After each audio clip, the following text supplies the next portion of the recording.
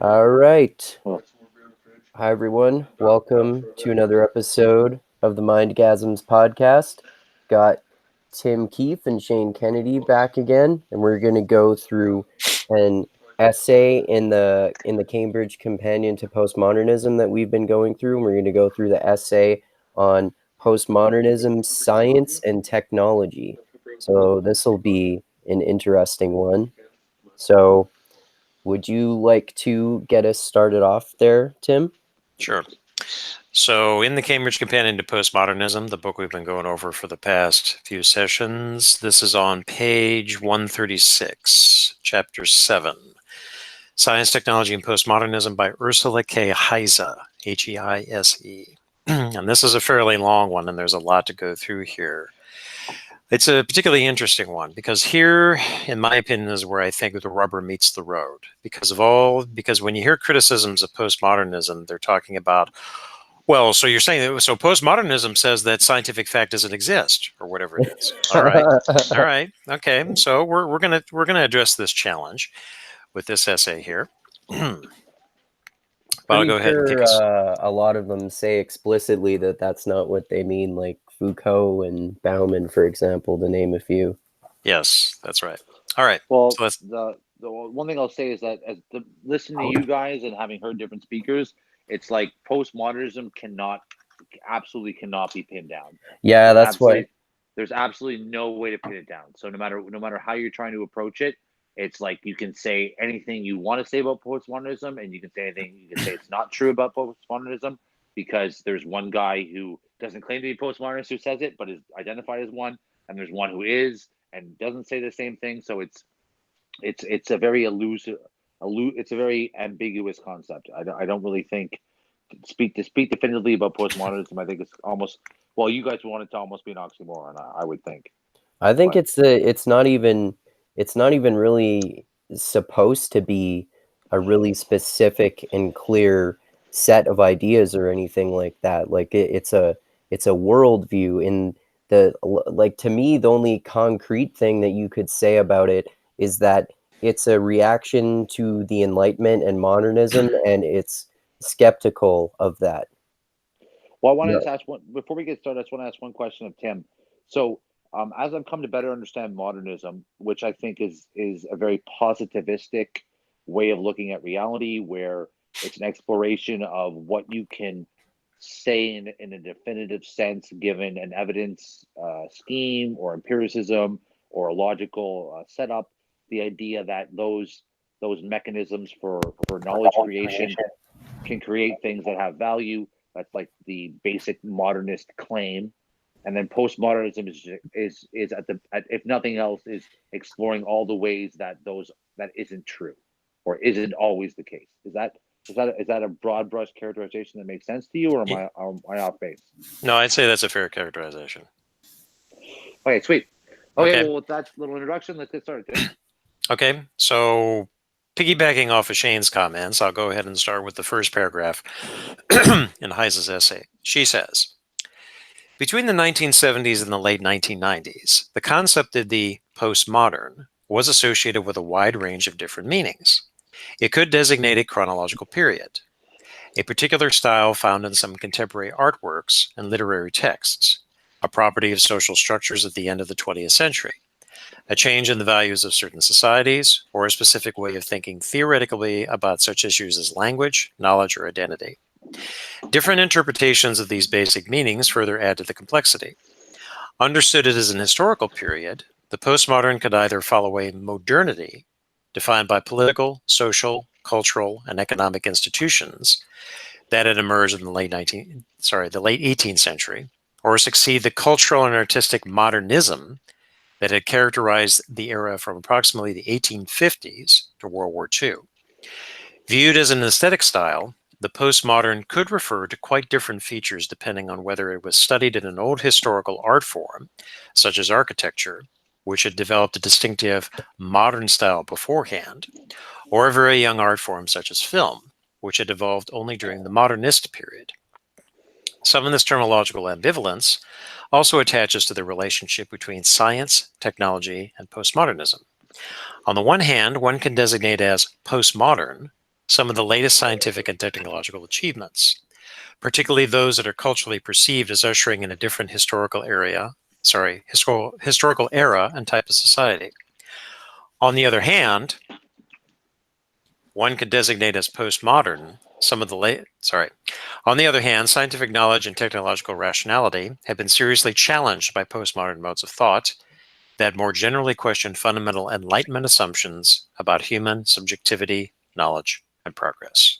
Okay, so two things I want to point out. First of all, the stress on modernity and modernism, and she defines the two.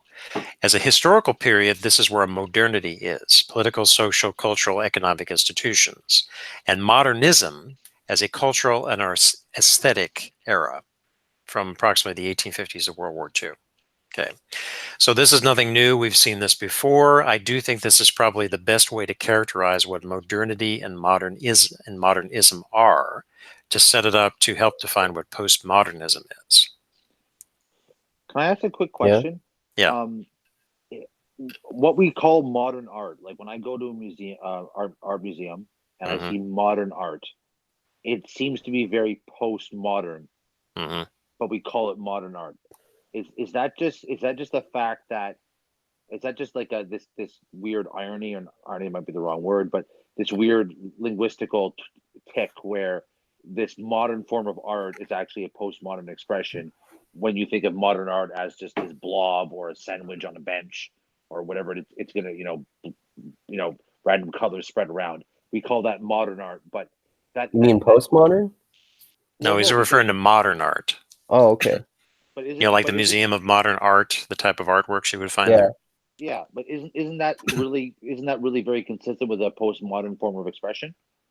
Well, modern art is one of those weasel type terms. It's difficult to define, just like what postmodernism is. Now, I've been to enough art galleries in my life, including MoMA's Museum of Modern Art, to say that if you really press me what modern art is, it would be something that really doesn't have a form to it, or it doesn't adhere to what classical forms are. For example, classical sculpture, or more, even sculpture that you found in the 19th century. Okay, so you kind of had to be trained in sculpture to produce those artworks. Similarly, if you had painting or even music could fall into this category too, and music I happen to know a lot about. So when you're talking about modern art, it could be just anything, really, that does not adhere to a form. Or maybe that there's some form that's there, but then it just blows that away. Okay, so but they're not really going to call it the Museum of Postmodern Art, because then that's really going to raise the hackles of people. So what's I know we went over this before when we were doing an episode on postmodern art specifically, but given that in mind, what is the difference between modern and postmodern art then? Well, if you really wanted to get down to brass tacks, when you're talking about modernism, so she defines it: whatever the art that existed between the 1850s to World War II, which would have been something to deal with, reflecting modernity, which is, political, social, culture, and economic institutions, where you're starting to see things like more realistic depictions of what average life is, instead of something abstract or something that's in classical mythology, which is what pre-modernist art would be. This is where you found the Impressionists. Okay, you could say that Impressionism is kind of a modernist type of art. What else? Paul Klee, definitely. Pretty much everybody from around World War I, the early 20th century. Who else? Early Picasso and the Cubists. Cubists were around World War II at that time. So this is, it's modernism is one of those things that's difficult to define, except broad brushstrokes. But you can point to an artwork and say, yeah, that's modernist. Okay, so it's sort of a historical period, like the modern era and the postmodern era. Well, that's modernity. Okay, modernism is a cultural and artistic. That's what I'm looking for. Movement. Movement. This is where it gets a little bit confusing, because we touched on this more than once with Bauman, is if you have modernity versus modernism, you can apply the same to postmodernity and postmodernism. But postmodernism is usually the term they use to describe everything. It's the grab bag term. Right. Yeah, I know we've been over these distinctions many times already, but even I still forget them sometimes, like the one you just made between modern, like modernism and the modern era. Yeah. And and or no, modernism and modernity. Modernity, right. Yeah. Okay. Is that clear to you, Shane? I'm basically, I think that when we talk about modern art, I think it's more of a time scale thing. I think modernism or modernity seems to be a more progressive thing in sequence. So it's still a little bit muddled as we've kind of talked about, but I think I have a slightly better appreciation. Like it's Pollock, because Pollock was postmodern. That's what we talked about. Yeah. Pollock in terms of postmodern, right? Yeah. But you find Pollock is sometimes grouped in with modernists. There's no hard. I mean, Heise, she designates 1850 to World War II. Okay, well, those are not hard and fast boundaries. Yeah, Pollock was those are active kind in the of 50s and going into the early 60s, where you could say that yes, this was still like modern art. And I'm sure I'm a little fuzzy on Pollock. I'm sure he was classically trained in some respects, so there were people who understood about pre-modern forms or classical forms, but yet they were making new kinds of artwork that didn't fit into that form. Okay. So yeah, that makes me think about Shane's observation, which was interesting. That it's more, if you were saying that if you're talking about modern art, it's more of like a progression, which is interesting. And it's also interesting that this historical period that it gets put into is kind of arbitrary, like you were saying. And so is it but are there like well, at least common distinguishing characteristics about like what might be like is postmodern art like more progressive in that sense, like not politically but literally progressing in more more? Well, I wouldn't say it's the right words. I wouldn't say it's progressing. In fact, it might be just regressing in some respects, or that it doesn't concern itself with progress, because one way you could define it is that the art forms that had existed prior to whenever the postmodern began, which is highly arbitrary, were exhausted. Right. Yeah. Or were exhausted because nobody could come up with anything that was really groundbreaking like there once was before. So now you're just taking all the previous art forms. In fact, I think they covered this in the one essay, is that, or rather, taking in Jameson's concept of the pastiche. Okay, so a pastiche is that you're taking existing forms and then you're jumbling them together. Now, does that constitute progress? I don't necessarily think it does. But you're taking existing forms and you're just combining them together. However, a pastiche, unlike a parody, does not have an underlying subject or a referent, you could say. Oh, okay. Okay. That kind of reminds me a little bit too of one of Cuck Philosophy's videos he was doing on nostalgia, and I think he was relating it to postmodernism, which we're all familiar with at this point, that it's you're seeing a spectacle of things, but they're all things that we've seen before. Like there's nothing new. There's all this nostalgia for Stranger Things, for example, and a show that takes place in the 80s. I was just going to mention that. For somebody like me who remembers the 80s, that's nostalgic in a way. On the other hand, I can look at that and I think, okay, well, this is just an update to it, but it's not. it's one of those things where if you have somebody that's trying to recreate a previous historical period, they're always going to miss something, or there's something about it that feels fake. Because you can look at Stranger Things, and this is nostalgia for the 80s, and yet you look at a film that was made in the 80s and see a stark difference between the two. Oh, yeah. And you can even see that on that sort of thing on a more accelerated scale. If you look at a lot of the movie series in more recent decades when they've started to be like, they basically just almost never stop making sequels. Like there are 8 Fast and the Furious movies and like 6 Transformers movies and 6 Resident Evil movies. And I always notice that at a point that in these series, there's eventually one of the movies that just literally goes back in time to one of the old movies and literally rehashes old scenes from the first movie to give you like nostalgia about the first movie within that same series. Yeah. Yeah. I remember back in the day when sequels didn't go past 3. Yeah. Maybe even 4. And when a sequel came out, that was a big deal. Yeah. It was, yeah.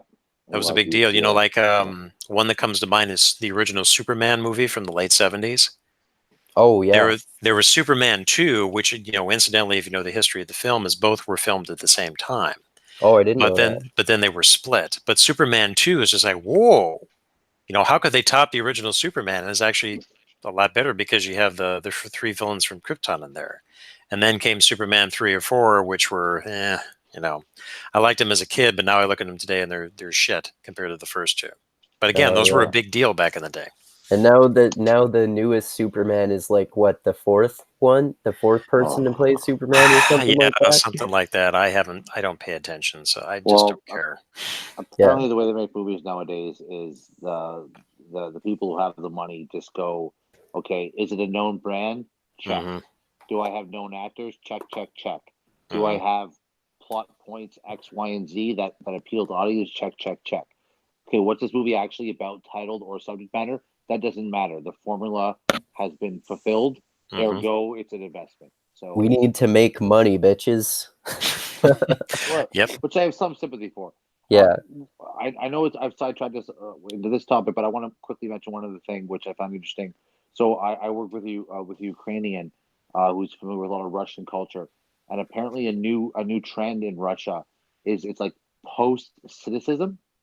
So it's like they will unironically wear Soviet era clothing. So they're not even mocking it. They don't think it's good or it's not a comment on whether they believe in Soviet era. They're not pro or against communism. It's just like, hey, I'm going to dress with this Soviet era clothing just because I think it's cool. Yeah. It's a style. So it's not even like you're wearing it ironically. It sounds like a hipster thing. Yeah, but hipsters, there's the irony in hipsters, but it's like it's not even quite like that. I don't know how to say it. Maybe I'm wrong, but that's the other interesting thing about hipsters. There is a lot of irony there because the hipsters who are trying to, you know, we'll say they're wearing 80s fashion. They weren't around in the 80s. So you're trying to wear Jordache jeans or you know, Trapper Keepers, all these things I remember for the 80s as a kid. You're just like, I thought we got rid of those. It's almost like being unintentionally conservative in that way. Yeah. Like, we're going to go back to a culture before I existed. Right, but these are cultural forms that they're revisiting, not necessarily social or political forms. Yeah. Okay. So are we straight on that? I don't want to get too bogged down in this defining modernity and modernism because we got a lot to cover here. Yeah. Okay. So pressing on with Heise. So then she mentions that in the 20th century, scientific insights, technological innovations ushered in or shaped a new historical age, such as nuclear technology, journeys to the moon and the Mars, television, global communications, discovery of DNA, in vitro fertilization, cloning of animals, and so on and so forth. Okay. So these are the new developments that took place within the 20th century and the late 20th century going into the 21st. Now, she continues on the next page. saying the ambivalence in the general population of industrialized nations, combined with resistance to particular technological innovations among subparts of the population, took the form of skepticism and criticism of modernity and science in scholarly circles. Postmodernist currents of thought developed in philosophy, history, sociology, and cultural study that share a fundamentally critical perspective on many of the philosophical concepts, social institutions, and traditions of thought that evolved out of the European Enlightenment of the 18th century, from notions such as individuality and rationality to institutions such as the nation state. Okay, so what she's saying here is those that were writing in a postmodernist vein are reaction to these things that took place in the 20th century. Critical perspectives on, she says, philosophical concepts, social institutions, and traditions of thought that started from the Enlightenment. All right, so now you were touching on earlier about progress. So ever since the Enlightenment, moving forward, and again, one of the hallmarks of modernity was a sense of progress. Things were getting better. We were understanding the world much better with reason, science, and the nation state versus tribalist organizations.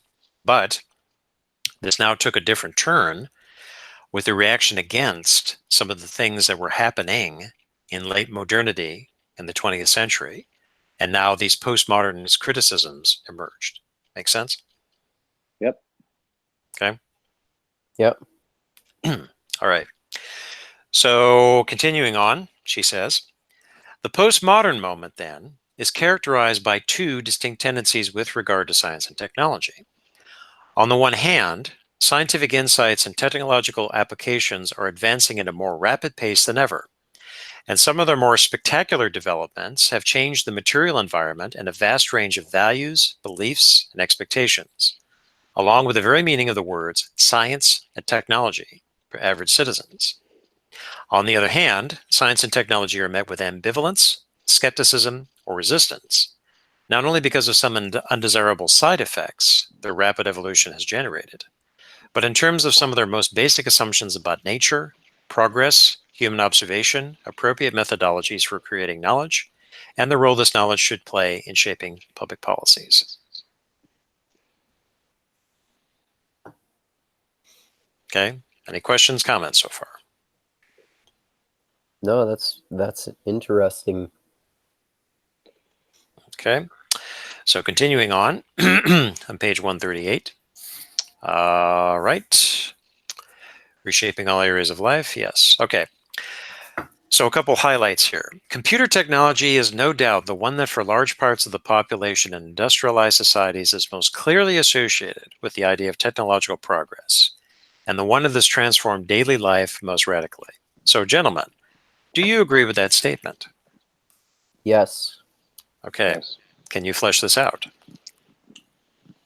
Well, this sort of also reminds me of those like some of those Rick Roderick lectures about postmodernism in the 90s, and even like some of Zygmunt Bauman's writing, where they're talking like even in the 90s about how much just things like the internet and television and regular phones change culture, and then you extrapolate from that to today, where you see social media that like pretty much everyone in the Western world is participating in, and how culture has infiltrated almost every aspect of our daily lives.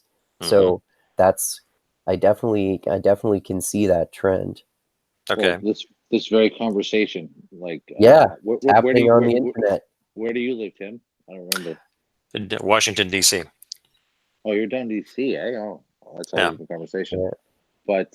But yeah, the fact that there's a Ontarian, an Albertan, and a DCite talking to creating a podcast and listen to people, God knows where they live. Like, this is all definitely there's a social interaction that's occurring through this thing we're doing that is completely technologically dependent, and there's no parallel going back 40 years. And I know that there are at least, I'm pretty sure there are people from 5 different countries who have been on my podcast and or who watch my podcasts.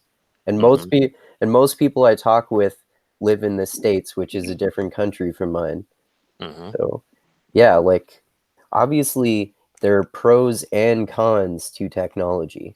Okay, well, let's talk about the pros and cons here. So she mentioned earlier about the reaction against the changes. Now, you guys, I would consider as digital natives because you grew up, or you really don't remember a time when the net didn't exist, but I do, and so I'm a digital immigrant. I'm I do. born in '85, so I'm going to just Born in '85. Okay, Okay. so I was born in '89. okay. I do remember there were times when I was a kid when we had, like, actually most of the time when I was growing up, we had dial-up internet, but I think the internet always existed. Yeah, no, I had rotary phones. I wasn't 12 or I was 12 or 13 before the internet became a thing. So I think I was like fully cognizant of the transition from growing up in a pre-internet world. Both my parents worked for the phone company, so it was very much like I remember talking when I was 8, 9, and 10, being like, "Could you imagine if there were phones where you would see the people you were talking to?" No, that could never happen. A TV is so big. How you gonna attach a TV to a phone? Like, you can never do that. Yeah, there was such a thing called long distance, and there were additional charges. Yeah, so Sprint.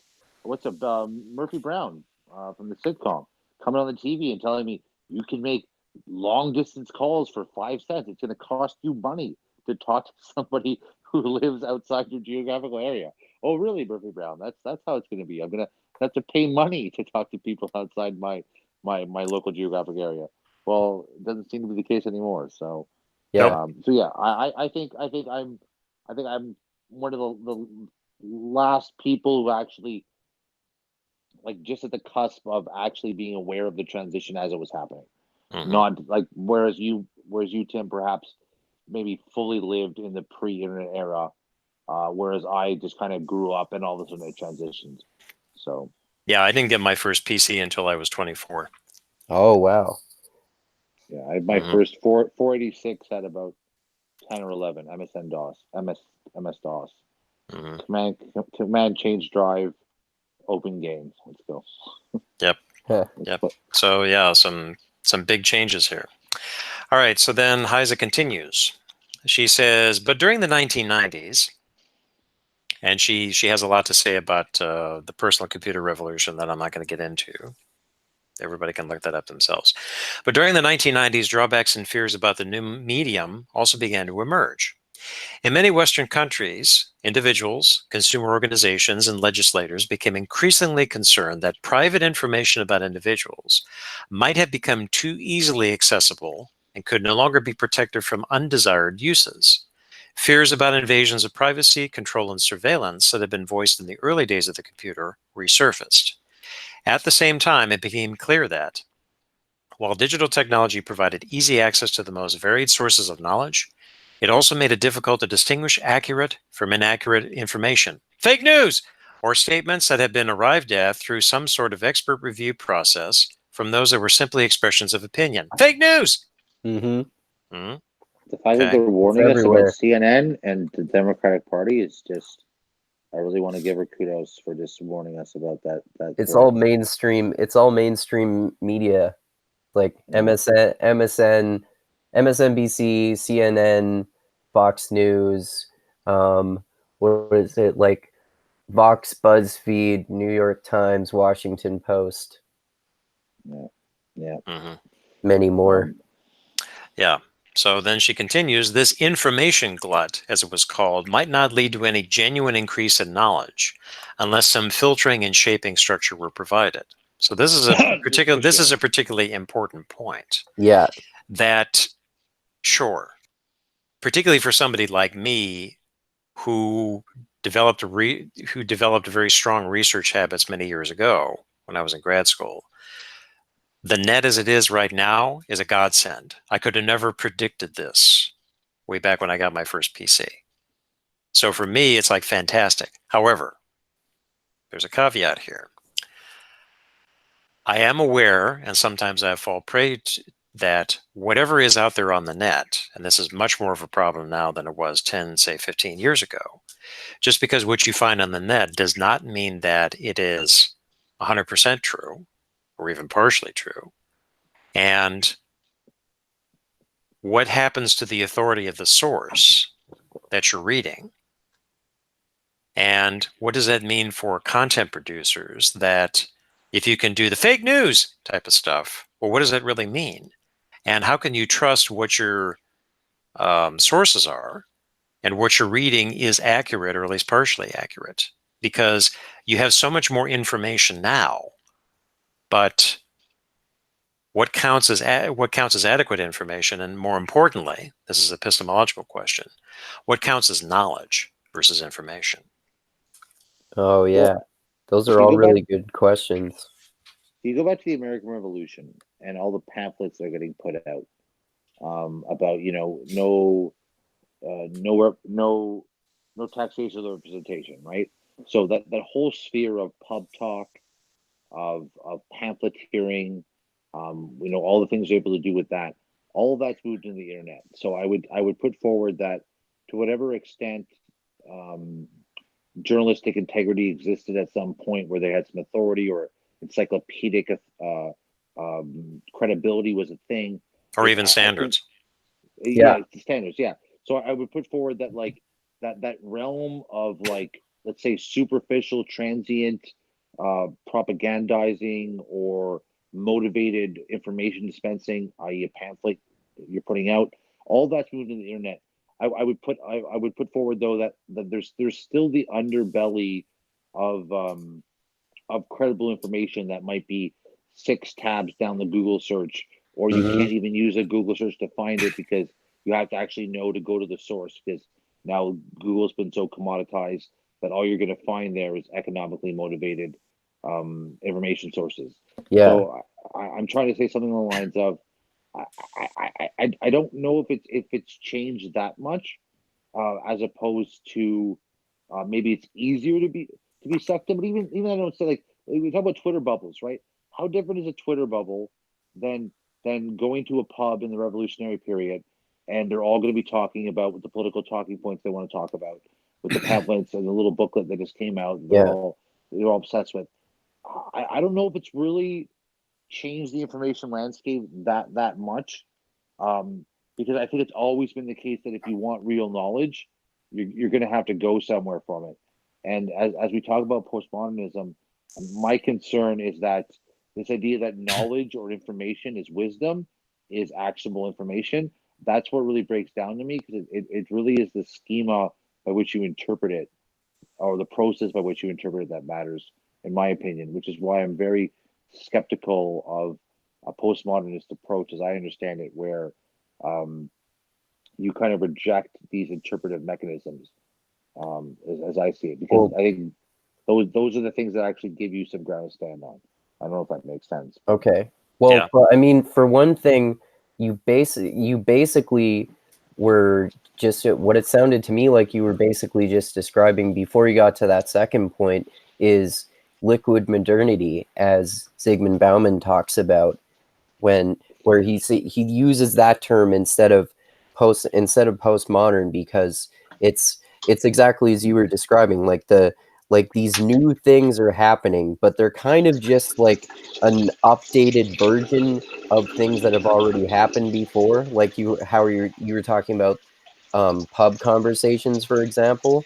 So it's sort of like a new interpretation of things that have happened before. So the modern era still exists. It's that postmodernism is starting to replace it, but it's mostly just doing different versions of what has already been done before. And in terms of interpretation, it's not necessarily the idea is that to reject your interpretations. It's to basically analyze your interpretations and be skeptical of them. Yeah, you could be skeptical about it, but it's also it's the discomfort. Yeah, probably the best word to use. The discomfort that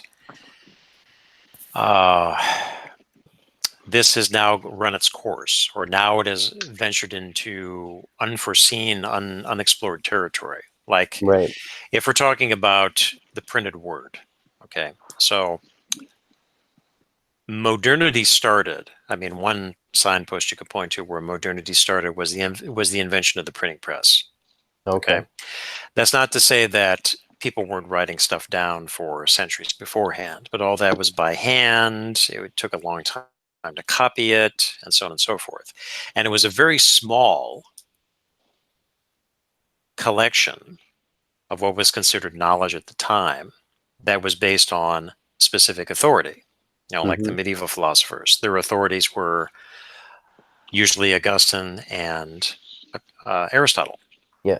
And their disputations. Those were the authorities, as were the prophets, the Bible, the church fathers, and so on. These are what their authority figures were, and it was very small. Fast forward many different centuries, then you have the printed book, you have distribution, which widened it to lots of different people, but it was still small because there's a limit to how much you can put in a book. There's a limit to how many books that are circulating, and there's a limit to literacy. And also, like, I remember when I was watching a lecture about the Canterbury Tales. When I read that, it said that when this was published, it cost the average person about 1 year's salary to purchase a book. Mm-hmm. So there definitely was obviously a huge financial barrier too. Yeah, there was the scarcity element involved. Yeah, yeah. Right. So then, as you're progressing into the 18th and the 19th century, there's an increased literacy. But with that increased literacy came with certain standards that were involved. Because learning how to read, by its definition almost, has certain standards. Yeah. It takes a long time for you to learn how to read, and then once you get it down, then it takes another long time for you to read critically, check over sources, and this, that, and the other. I've been doing this for 40 years, you could say. Definitely. Starting when I first learned to read when I was in 5 or 6 years old. No. So then as you're moving into the 20th century with the World Wide Web, it expands. It's still a little restricted because web pages only looked a certain way, and there were not that many people who were creating content at the time. And now you come to 2019 where there's just an explosion of so much text and so many different forms of communication that it's just an information glut, as Heise mentions. And what that problem is, so the standards seem to go out the window, except maybe those of us who grew up in a time when you had to adhere to standards and you can read a little bit more critically. But one wonders, when you take a 10, 11, or 12-year-old who did not grow up like I did way back in the day, where all they've known is the net, and whatever they read online, they take it at face value and they think it's the truth. But then they'll read something else and then they think that's the truth, take it at face value, that could completely contradict what they first read, But again, where's the standards? So with this glut, now things are becoming fuzzier and fuzzier and fuzzier. And then deploying Bauman's terms is, this is still modernization that's taking place. However, solid now turns into liquid. Okay. Yeah. Tim, use the word standards. To me, it seems like postmodernism is inherently opposed to standards. Am I reading it wrong? Because to me, it's like, it seems like the motivational point of postmodernism is to destroy standards. It's to like rhetorically destroy standards, not like literally. That's my interpretation anyway. I could be wrong too. I'd say it's more of a criticism. Okay, so if you, let's see, what's a good example? What's a good example to do this? It's more of a questioning, okay, or that by its very nature, what was taken as a standard now has holes in it. Mm-hmm. And the postmodern approach, you could say, points out the holes in that approach. It doesn't completely want to destroy it or do away with it, but it's now pointing it and saying that what once was an absolute authority on questioning now can be questioned. And here's why. Okay, now would it be too far to say that some people end up living a postmodern mode of being, where they live and or mostly express themselves in a way of constant questioning of standards, to the point where it's no longer just being critical of standards, because if all you do is constantly question standards, then it's not just poking holes in them. It's not just there is a standard I'm poking holes in. It's I'm living in a world where all I do is question standards, i.e., I live in a world of no standards. Like this is the big thing I see from postmodernism, which is if you actually think in this way for the majority of your thought space, you're living in a world where all standards are up in the air all the time. Ergo, there are no standards, because anyone can be an asshole. Yeah, that's an unflinching standard right there. Anybody can be an asshole, and there are many ways to define the asshole. But to get to your point, Shane, it's two things come to mind. Theoretically, somebody could live like that, but does anybody really live like that? Yes, I would say all people who talk about constantly criticize the structures of existence, whether the structures that impose racism, structures that impose power, the structures that impose inequity, structures that impose women, structures that impose the working class.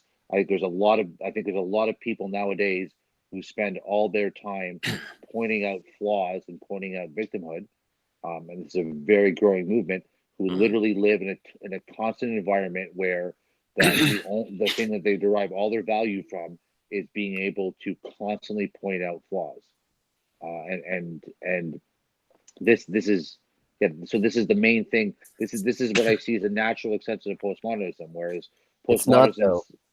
well, and I know you would say that, but I would say like postmodernism is this idea that we can maintain the rule, step outside it and examine it, deconstruct it, look at it from different angles. That's a great idea.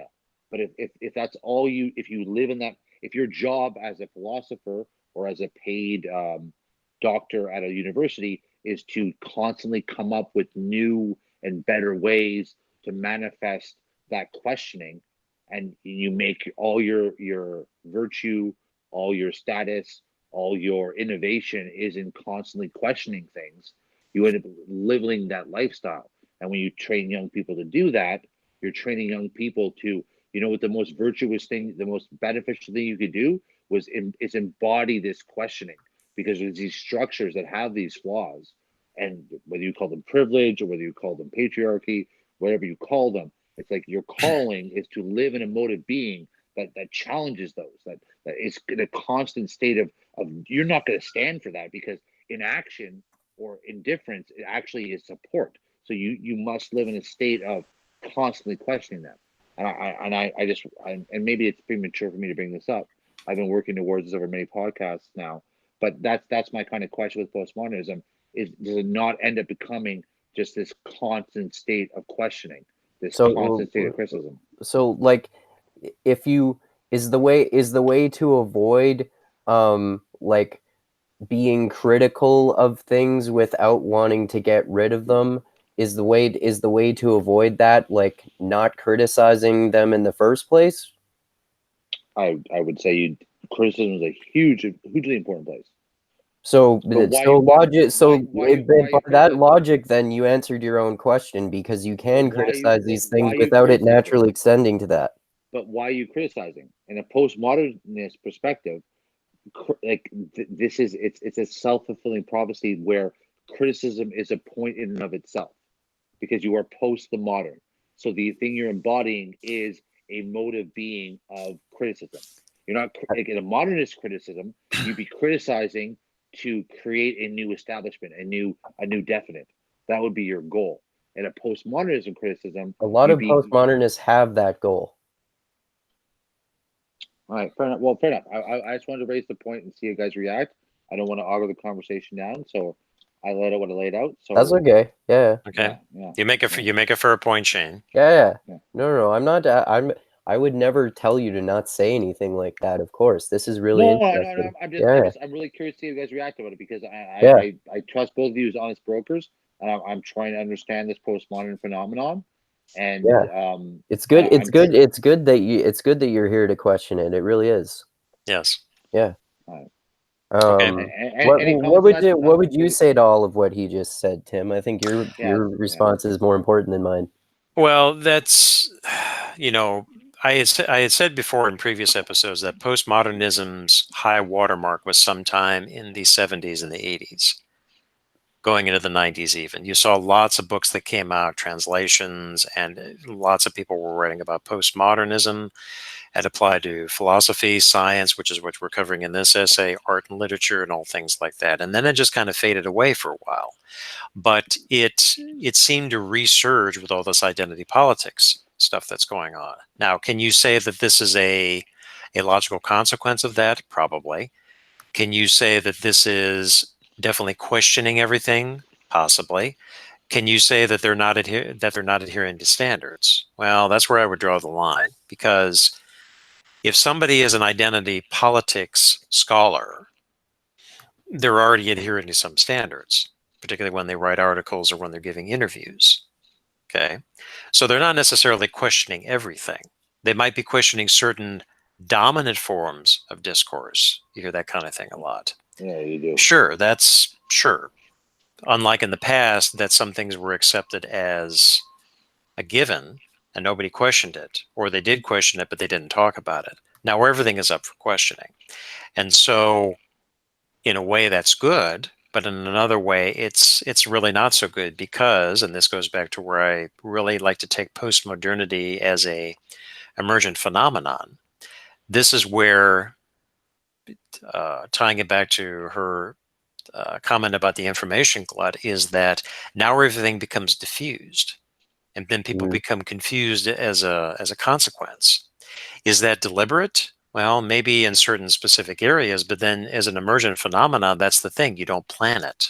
It just I think it's emerges on emergent. its own. Yeah, it's it seems emergent. like a description of the postmodern era, which is Or the which postmodern is condition. yeah, or the postmodern condition, which Good word. I view as sociological, which Yeah. which means to me that it's not like at least not explicitly intentional, or maybe not necessarily implicitly either.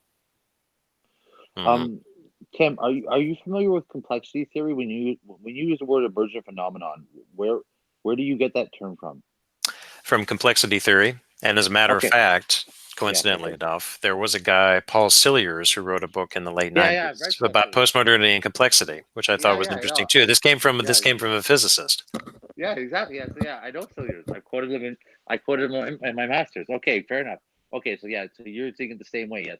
Okay, Yeah. that's really cool. Yeah, no, I love Cilliers. He's written some great essays. Yeah. Okay. Yes, definitely emergent. Emergent is, and I'll just say one last thing. We'll move on, or you guys obviously can choose to stay. But from an emergent phenomenon point of view, this is often how Peterson talks about what he defines as neo-Marxist postmodernists. He defines them as here we go. We knew that was coming. But he defines Postmodern neo-Marxists. Okay. The validity of that term aside, but just to talk about the emergent concept is he says, like, none of these agents, because that's one of the terms that you use in complexity theory, is you have the system, you have agents acting within it. So none of the agents are intentionally manifesting this a goal. But when you have enough agents acting in a certain way, there becomes an emergent causal force that they're not directly causing, so they embody it. So what he often says when he talks about so what's his name, Zizek, when he said, where are these neo-Marxists, where are these postmodernists that you're talking, where are they? Well, they're not anywhere, because they're just people doing things for their own reasons. In summa, they create an emergent force which has its own manifestation, its own will, that none of the agents predicted and or directly ascribed to. But when you have enough people acting on a limited basis, there ends up becoming a meta-cognitive agent. In matter of fact, that it is an emergent agent, is an emergent entity that ends up having causal effects that none of them intended, but are still real nonetheless. It sounds Right. like you and Peterson are saying that they're metaphysically and ideologically possessed. Well, that's an interesting way to put it. I was going to add to Shane's comment is also the people that are trying to find agents that don't exist necessarily. So if Yeah. Peterson, we'll use him as the example. If Peterson says there are neo-Marxists in the academy, okay, it stands to reason that somebody like Zizek would say, where are they at? Okay, Yeah. well, you may not be able to point to one in particular who would classify themselves as a neo-Marxist. In fact, they would just call themselves a Marxist. Why would you put the neo in front of it? Mhm. But this collective force might exist among a certain strain, a certain skein of people that exist within the academy. But more importantly, you have people that are getting on the net saying, this person is a neo-Marxist, and this way of thinking is a neo-Marxist. They're feeding into that. Yeah. Yeah. Expanding the emergent phenomena. That is, there are neo-Marxists in the academy, and then you have a whole bunch of people believing something that probably is not true. It's the fringe wackaloons, man. Fringe wackaloons, yeah. Yeah. That's part of the postmodern condition. You got a sure fit of fringe wackaloons. Yeah. That's I'll just before we move on, I'll say this emergent idea of, like, for instance, many of the things that get labeled as postmodernism. I think what they're doing is attacking an emergent phenomenon from individuals who Mm-hmm. aren't any of these things. So to come back to a thing that Andrew likes to point out, where Foucault or Derrida never said those things. Mm-hmm. I think it's that Peterson says they do. Yes, but that's where it started. Yeah. It's the emergent animal, none one of the individuals in and of themselves. It's the emergent animal that says these things, and you can debate whether the emergent animal and or entity really exists, or can an emergent entity even speak? How metaphorical or is it literal? Who knows? How real is it? But I don't know. I would say how I say this properly. As somebody who doesn't have a traditional, who has the most traditional view of reality, emergent things speaking as a real entity is a very real thing to me, even if none of the agents actually are that thing. So I don't know if that makes any sense, but at least did when it came out of my mouth. So Right. Well said, Shane. yeah. Let's go ahead and Yeah. put a pin in that and press on. Yeah. Okay. Okay. So, about the digital technology, another point that Heise brings up is what she calls as paradigmatically postmodern. The transition of societies in the West, but also in other parts of the world, from goods-based to service-based economies. Okay. Pretty much a given now. And something that a Marxist would criticize too. Late capitalism. Okay. So then she makes a point about whether the new economy, quote, which is a knowledge-based economy more or less, does it differ as fundamentally from the old one as sometimes been claimed? Okay, so and that access to information does function as a pivotal commodity. Some people say it does. Is it really? That's open for questioning. Okay, so then she goes on talking about computers and then developments in biology about cloning. We're not going to get into this. All right. Okay. Quote here. Questions about the limits and desirability of human interventions into nature also shape, in particular with biology, in a very different way, the varied strands of environmentalist thought that have emerged since the 1960s. Okay. So, yes, in the late 50s and 60s, you had the emergence of the environmental movement. Now, you could credibly say that the environmentalist movements were a reaction against the modernizing influences of modern science. Particularly when nuclear power came on the scene, it was hailed as a radically new technology, which kind of still is. But then you saw the downsides of it: Three Mile Island, Chernobyl later on. The dangers that existed with this new form of power. Now you have environmentalists saying is that we don't want nuclear power because it's dangerous in and of itself, regardless of what kind of cheap electricity or other kinds of power you can generate from it. Okay, so that was one definite reaction to that. Same thing with chemicals, pollution, and so on. So then she continues, many of the transformations that have led to what we consider, quote, modern societies, therefore, have serious consequences for the environment as they cause large-scale loss of natural habitats and species, disrupt the proper functioning and aesthetic appeal of those ecosystems that manage to survive, and gradually lead to the disappearance of spaces not created and managed by humans. But they also, environmentalists argue, have negative effects on humans themselves.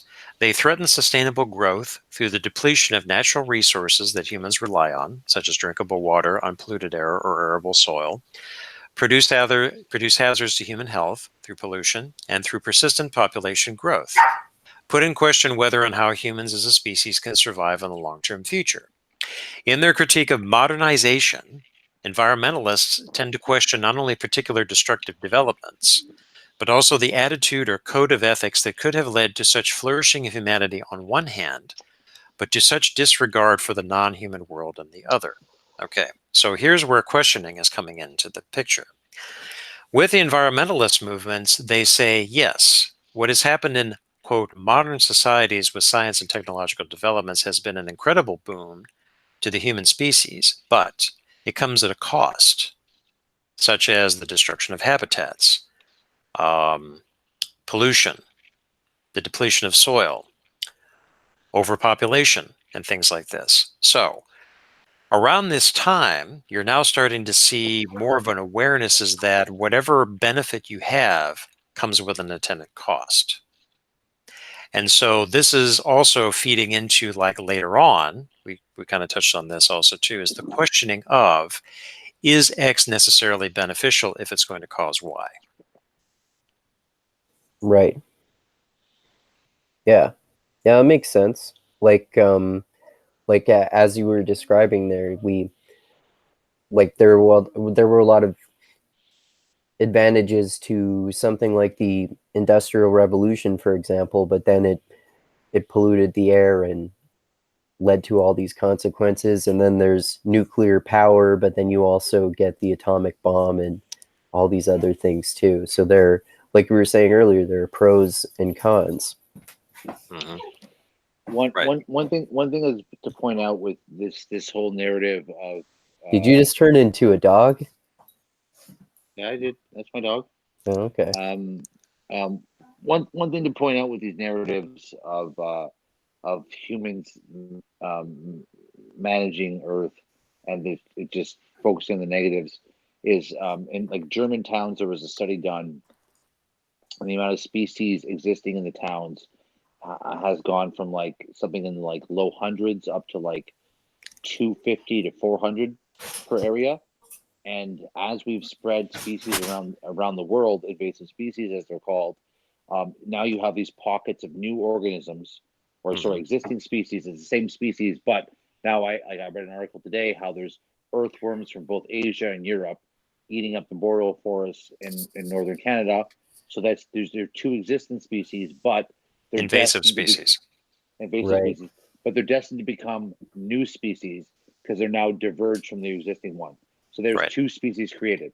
And then how many snakes in Florida, all of those snakes eventually will become their own species, separate from the other species somewhere else. So this idea that, especially when you consider that, a meteorite can knock out, they claim, or whatever extinction event can knock out 90% of whatever, and then we still have the biodiversity of today. It's not the causality in complex systems is not so clear exactly what's going on. So I'm a very green person. Like I force all 5 people in my house to like carry all the waste out to my backyard to the point where I'm like, well, what's going to go wrong if I just throw meat in a bin? There's no problem here. And for the first time in my life, I've seen a rat because I put too much physical human waste in my backyard or food waste. So it's now, but there was never rats living in this neighborhood that I've ever seen. I've lived here my whole life. So it's this idea that it's so cut and dry exactly what our environmental impact is or is not.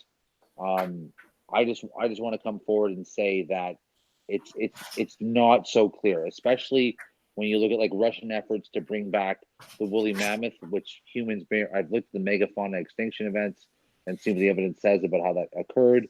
It's not really clear why we lost all the megafauna.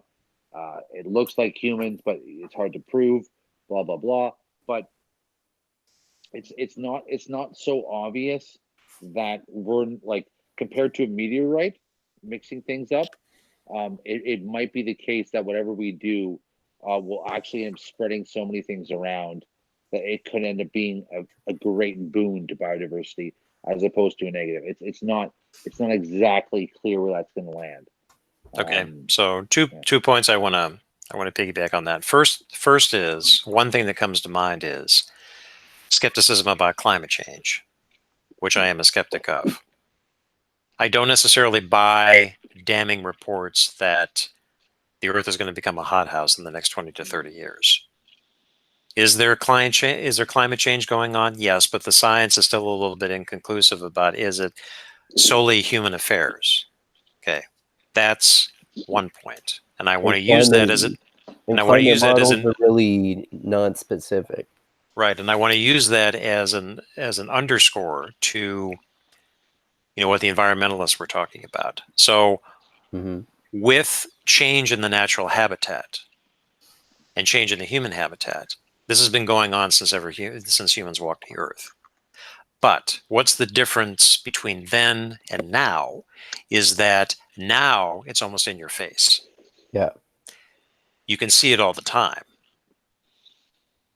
Whereas before, when there was far fewer humans walking the earth centuries and centuries ago, whatever happened, you did not see the results of for a long, long time. Eventually they came, but it was so long, the events might have happened so long in the past that nobody remembered them. They're just now seeing the effects of that. But now it is when you do A, you're going to see B almost immediately. Yeah. Well, when you say and we were talking before this about how the frequency of natural disasters has increased or something like that, right? Yes. Well, I would say transitioning from the last ice age to whatever happened afterwards, it could look just as radical at that time as it does now, perhaps not more so. Right. As all the glaciers retreated from all of Europe, it might have seemed pretty radical as the sea level rose and flooded all our original human habitats that existed under the sea now along the Mediterranean. That period probably looked pretty radical too. Now maybe the time scale was a little bit longer, but most like the Mediterranean was when the ice age existed. The Mediterranean was what 10 to 100 meters lower, and so that effect on human and before the Sahara was what 50% smaller, maybe 80% smaller. I don't know the exact number. So it's like those things might happen on a time scale of 1,000 years, might have been 10,000 years or 30. So fair enough. It's like not as apparent, but like the amount of megafauna that were destroyed is like something like this in the order of like 100, 200 megafauna over a 30,000 year period. That's gigantic. Right. Like you reintroduce wolves and beavers to Yellowstone Park. Or Yosemite, whatever it is, and it radically changes things. So you imagine eliminating 100 species in 10,000 years, like that's gigantic. Like the Romans used to do. The Romans would fuck over their enemies by deforesting like a 20th or a 30th of Europe. Of Italy. Sorry, they would deforest that zone just to punish an enemy. So this idea that it's that radical what we're doing now. Sure, it is, but that kind of radicalism has existed for a very long time. Well, like you said earlier, like if you're talking about like a meteor impact or something that wipes out like 90% of the species on Earth, that's obviously a much more condensed cataclysm, and it's way more destructive, and it takes period over a much shorter period of time. And then there are people who definitely exaggerate about climate change like as if the whole world's going to end in 12 years or something like that, for example. But if you, from what I understand, and I'm sure as fuck not an expert on climate change, but from what I understand, a more realistic estimate would be that within 50 to 100 years, most coastal cities will have flooded and be underwater. But even if that's the case, that's nothing in comparison to the severity of like a meteor impact, like you were saying, or like the end of the last ice age, maybe.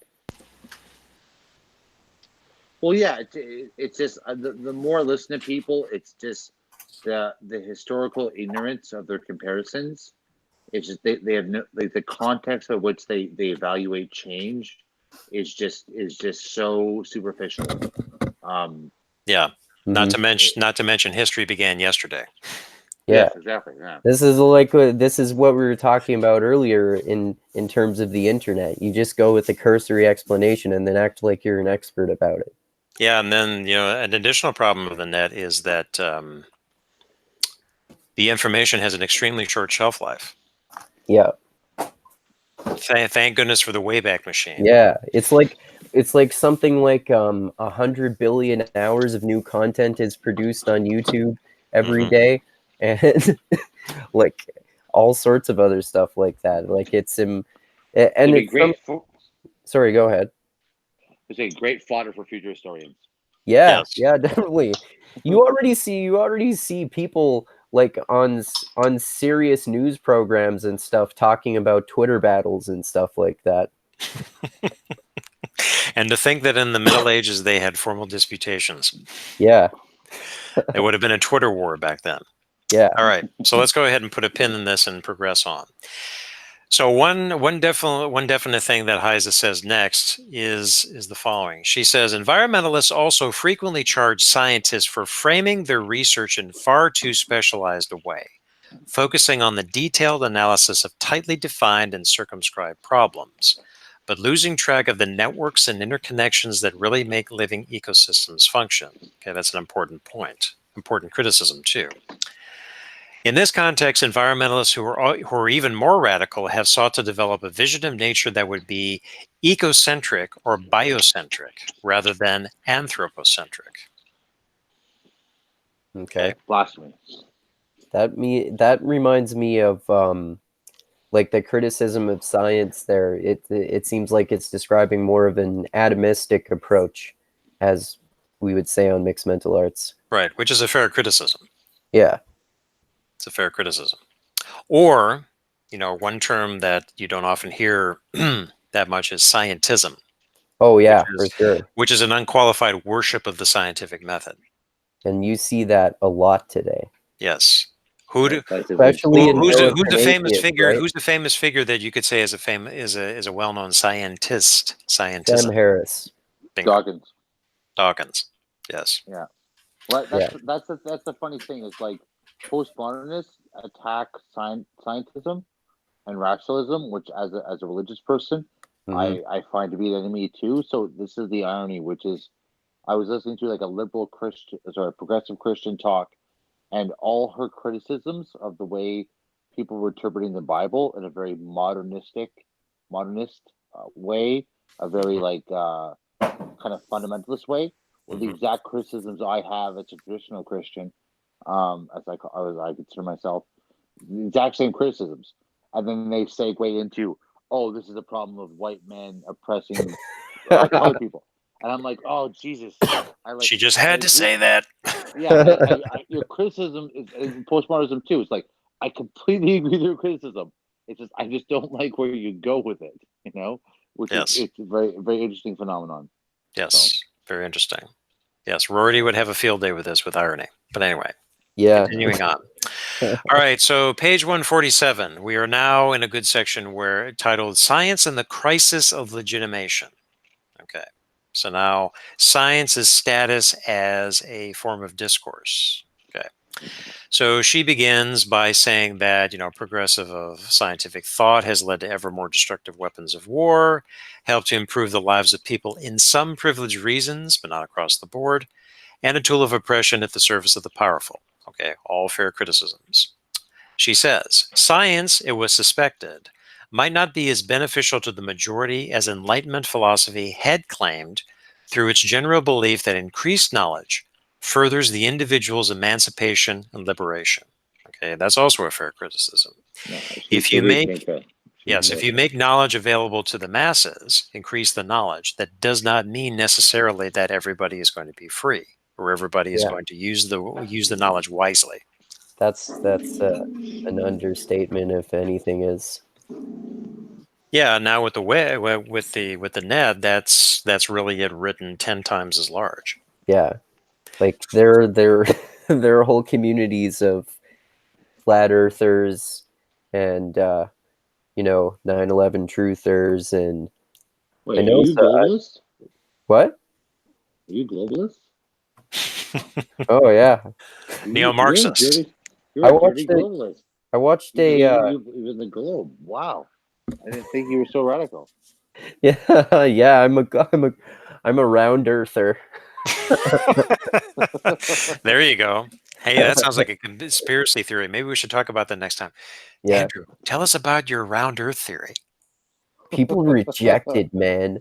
I'm just a rebel. I'm such a rebel. Oh my god. We could have fun with that. Yeah. The fellow who introduced me got me into orthodoxy originally. It looks like he's now going to raise his kids as anti-vax, and he's turned to get the Orthodox Church because it's the revelation mark of the beast thing, and it's oh my god, it's just so crazy. Yes. Like, you get it on both sides so much. Yes. But we'll just leave it at that, Shane, and let's press on. Yeah. Sorry. Okay. So Isaac continues. The idea that history evolves according to an underlying logic that brings about the gradual betterment of human societies had emerged from Enlightenment thought in 19th century philosophies of history. In fact, there's a good book on this, J.B. Bury, an Oxford scholar, entitled The Idea of Progress, part of which I've read many years ago, but can't really remember.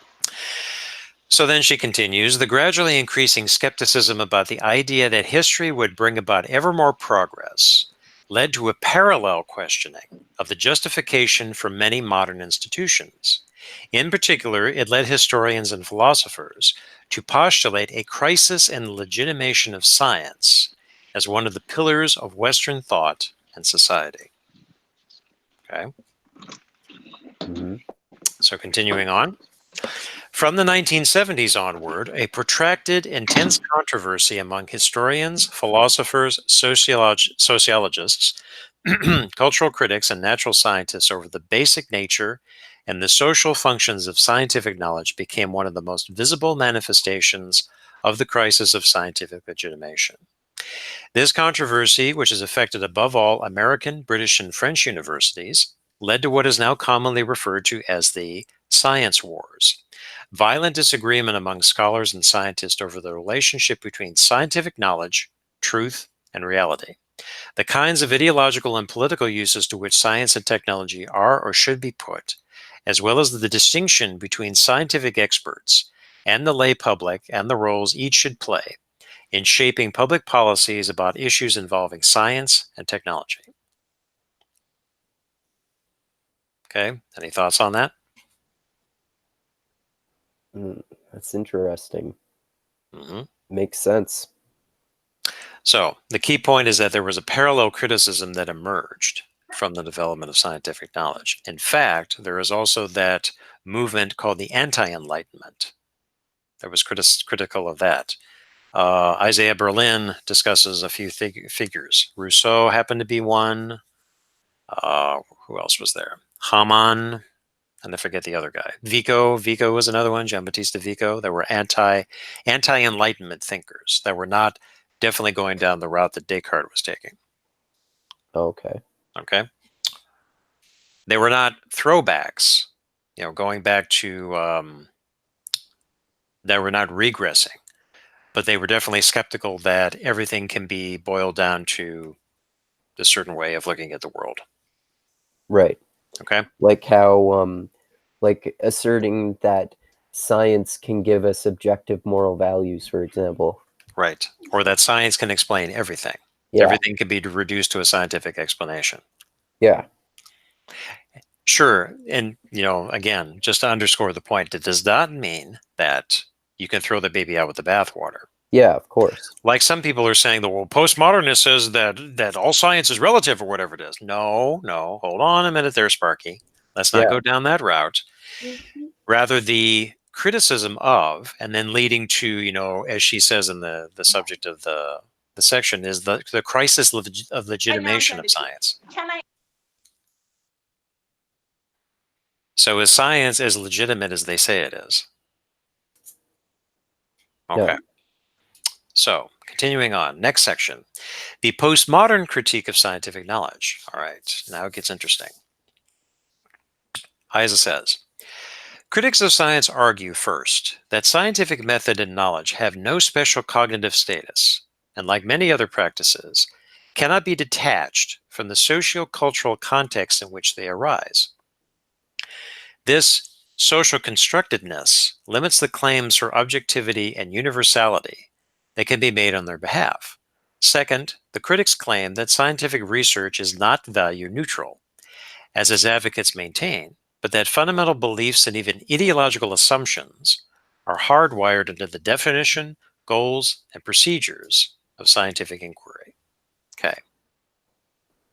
Thoughts on that? That makes sense. That, as you were saying, well, I like that part that, scientists are not neutral in their perspectives. They have, just like everyone does, they have their own ideological perspective going into how they interpret the research that they do. So you can't just be 100% cold and rational as a scientist. Or if you do, you're going to miss things. Yeah, that's an even better point. Yeah. Okay. Scientific research is not value neutral. Yeah. Okay. Well, that's why you can find research that supports like almost anything, but the thing is getting a preponderance of evidence to support a view. Right. Shane, what do you got to say? You still there, Shane? He's on mute. Shane. He might have stepped away for a minute or something like that. He might have. Okay. Yeah. We'll just press on. All right. Heisa continues. She says, all forms of knowledge are socially constructed. These are the critics. And none of them can claim superior cognitive validity. Therefore, representations of the natural world are an open to negotiation among scientists themselves, as well as between the scientific community and the public.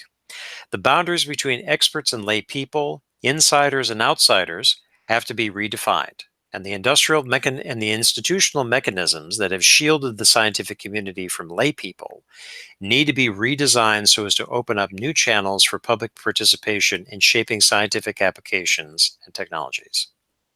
Okay.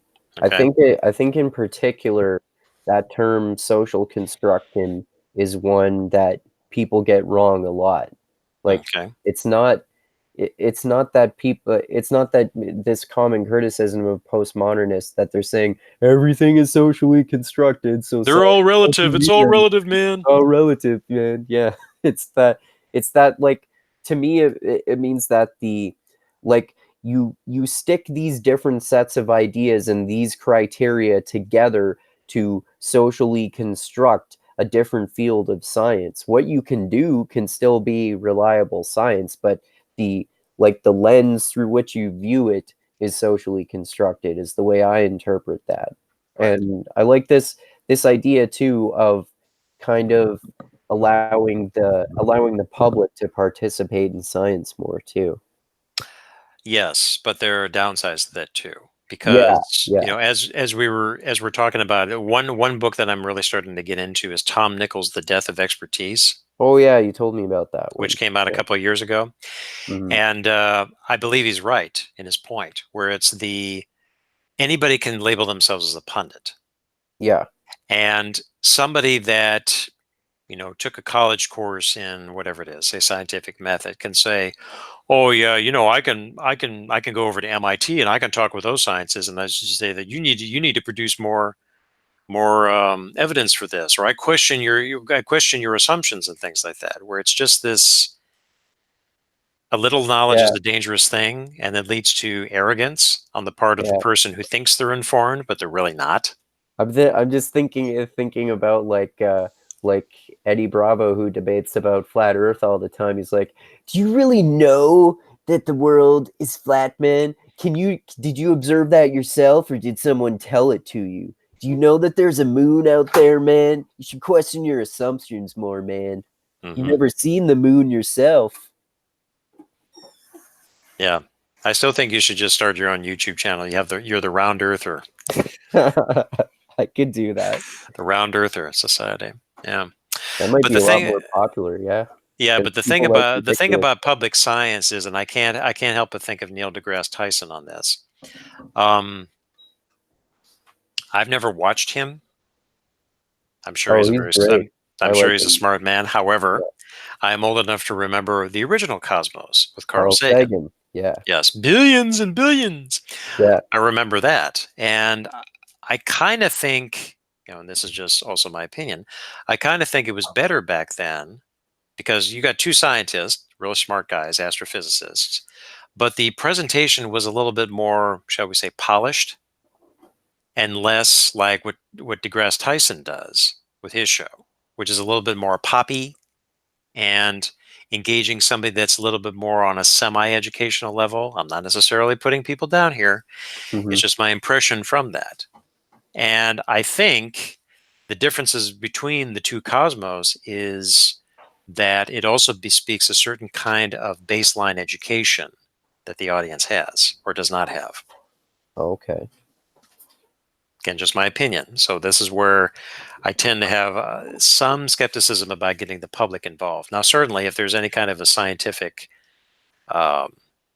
breakthrough that's going to affect the public in a large way, certainly you should have the public involved. And all this is wrapped up into this whole criticisms of the legitimation of science. Science is not necessarily some kind of a privileged, it is the only window on truth. That's what the basis of all these criticisms are. Yeah. Okay? Yeah, that's an important point.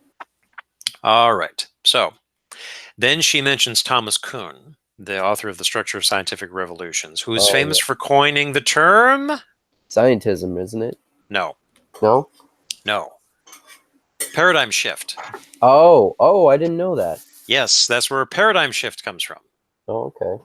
Okay, so a famous example of a paradigm shift is moving from the Ptolemaic system, where the Earth is the center of the universe, to the Copernican or heliocentric system, where the sun is the center and the Earth rotates around it. Okay, that is a classic example of a paradigm shift. Yeah. According to Kuhn, particularly in science. All right, so she kind of mentions him, and she says, rather, Kuhn proposes scientific progress should be understood as an evolution that leads from simple beginnings to more detailed, complex, and specialized accounts without any ultimate goal and without approximation to any universally defined truth. Okay, key statement here. So we are moving from something that's simple to complex, but we don't have an end goal in mind. Right. Nor are we going to say that the scientific method as it exists, and even way back in the day when it was first formulated, is the sole window on truth, and it trumps everything else. Yeah. Okay. Not to say that science doesn't give us important knowledge or a window on reality itself, but it is not necessarily the most privileged form of discourse. Yeah. Yeah. Okay. Makes total sense. All right. So then she continues. In partial disregard of Kuhn's own views, many of his followers have taken the structure of scientific revolutions as a point of departure for considering science more radically as an activity rooted in particular socio-historical and cultural contexts. So they're moving far in the opposite direction. The authority of which derives from social consensus rather than from any privileged grasp of reality. It is this consensus, they argue, rather than the verification or falsification of hypotheses through empirical findings or the replication of results by independent researchers, that makes for the special status of scientific knowledge. So then they're saying that science is a privileged form of discourse, and it is only privileged because of socio-historical and cultural contexts. Yeah. That's moving in the opposite direction. Yeah. Yeah, it makes a lot of sense because, like, as we were talking about earlier, it's a big product of modernism and the modern era. So it makes sense that it would be elevated to that extent, and that's Right. why I think it's good to point that out, because people, like, things that are as embedded in our society as that, it seems normal to have it elevated to that extent, but Mhm. as as you were pointing out, it just means that we should remember that it's not necessarily like the be all end all most important thing, that there Right. are other things that could be important in other ways. Right. So then she continues, social constructivism, as this view is commonly called, does not in and of itself imply radical relativism. Yeah, Let me read that common again. straw man, like we were talking Social about. constructivism, as this view is commonly called, does not in and of itself imply radical relativism. Yeah. It is possible to admit that science is socially conditioned in multiple ways without giving up the claim that science's particular set of social constructions provides a type of access to the natural world that is more accurate or successful from a cognitive or explanatory perspective than other constructions.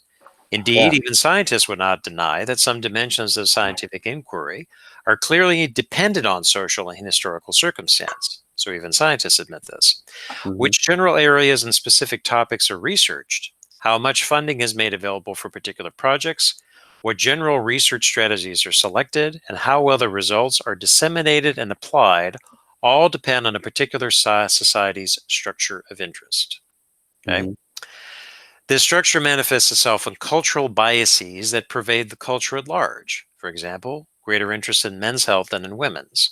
In the institutions that finance research and their interests. For example, a preference for research on either basic science or specific applications. The schools that train and certify scientists, and the number and quality of publishing venues through which results can be communicated and thereby influence the work of other scientists. But once a particular issue has been selected for research, scientists and some philosophers of science would argue scientific methodology, the quote, shared grammar or quote, lingua franca that binds together most of the scientific community in a tacit consensus as to what science is all about, ensures that the results can be replicated by independent researchers outside of the social context from which they originally emerged. Okay. Right. So again, it is not relativism. Yes. Okay. So then she continues with, social constructivism, particularly as regards facts. In this radical perspective, even as apparently basic and uncontroversial a term as fact comes under scrutiny.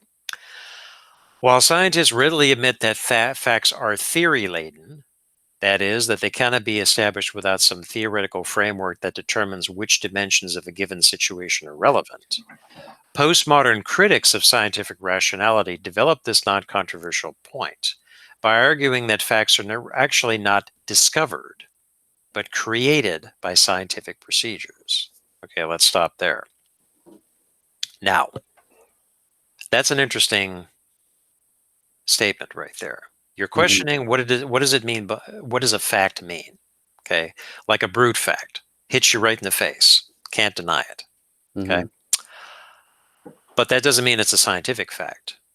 So a scientific fact, for all intents and purposes, exists within a theory. That's where theory laden comes from.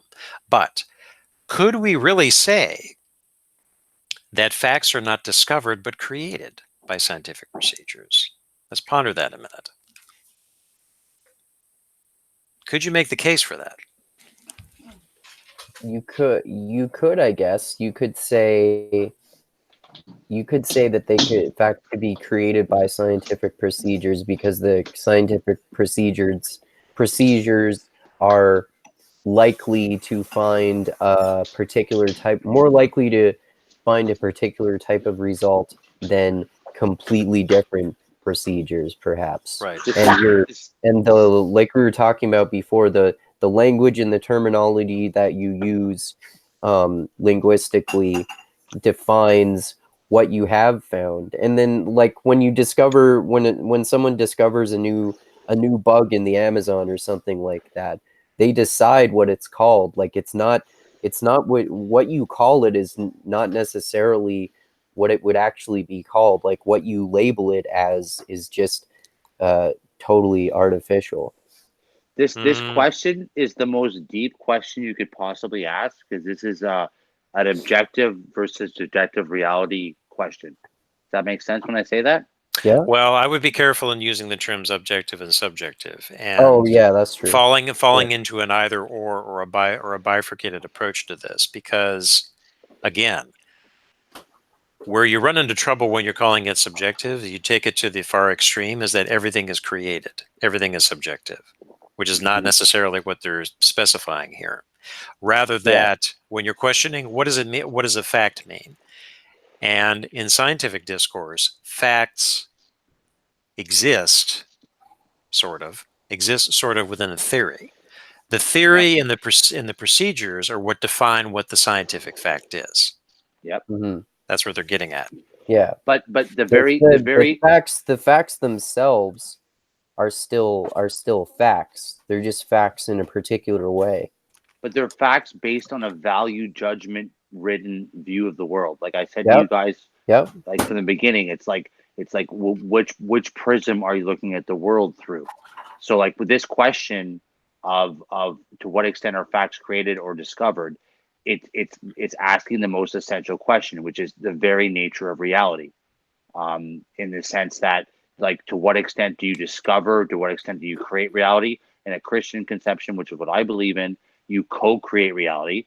So there's some amount that is existent, there is some amount that you're participating in as a creative agent or a logos of God. So from my perspective, it's like the facts exist out there and they're objective, quote unquote, but they are co-created along your generative frameworks.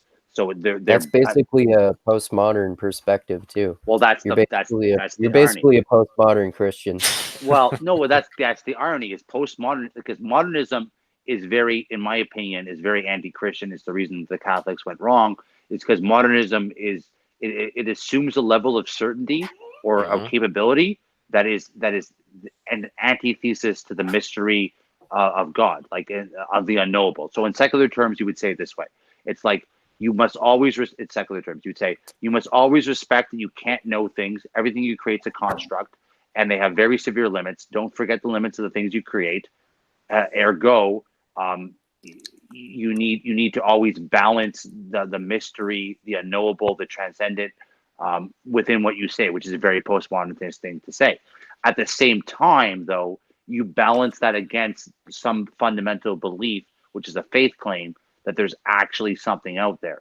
So when you talk about you're discovering facts, but you're creating the way you interpret them, might be one way to kind of split that baby. So that's exactly what we were just talking about in terms of science.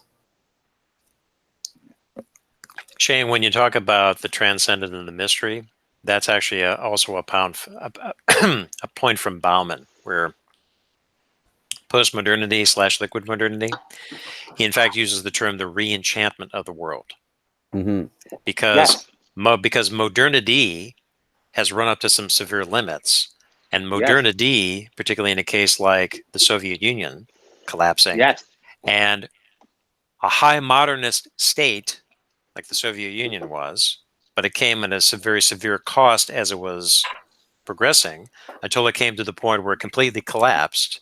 And now that modernist structure is no more, and people are thrown back into, for lack of a better term, a pre-modernist state, a re-enchantment of the world.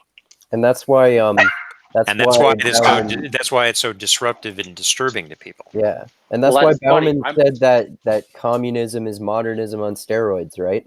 Yep. It is. It is. Well, the thing is, I'm a pre-modernist, so I have a lot of empathy for postmodernists. Yeah. Yeah. So I'm a pre-modernist. Like I love all the benefits of modernism. Like they're amazing. They're great. I want to capitalize on all of them. Flush toilets. Yay. Yes. Yes, exactly. Yes, exactly. Yeah, I love my phone. I mean, I love the fact that I have this conversation. Yeah. Modernism is great within its realm. Severe limitations, and so yeah, I'm a pre-modernist. In well, I'm trying to be a pre-modernist. It's hard because I've been trained to be a modernist my whole life.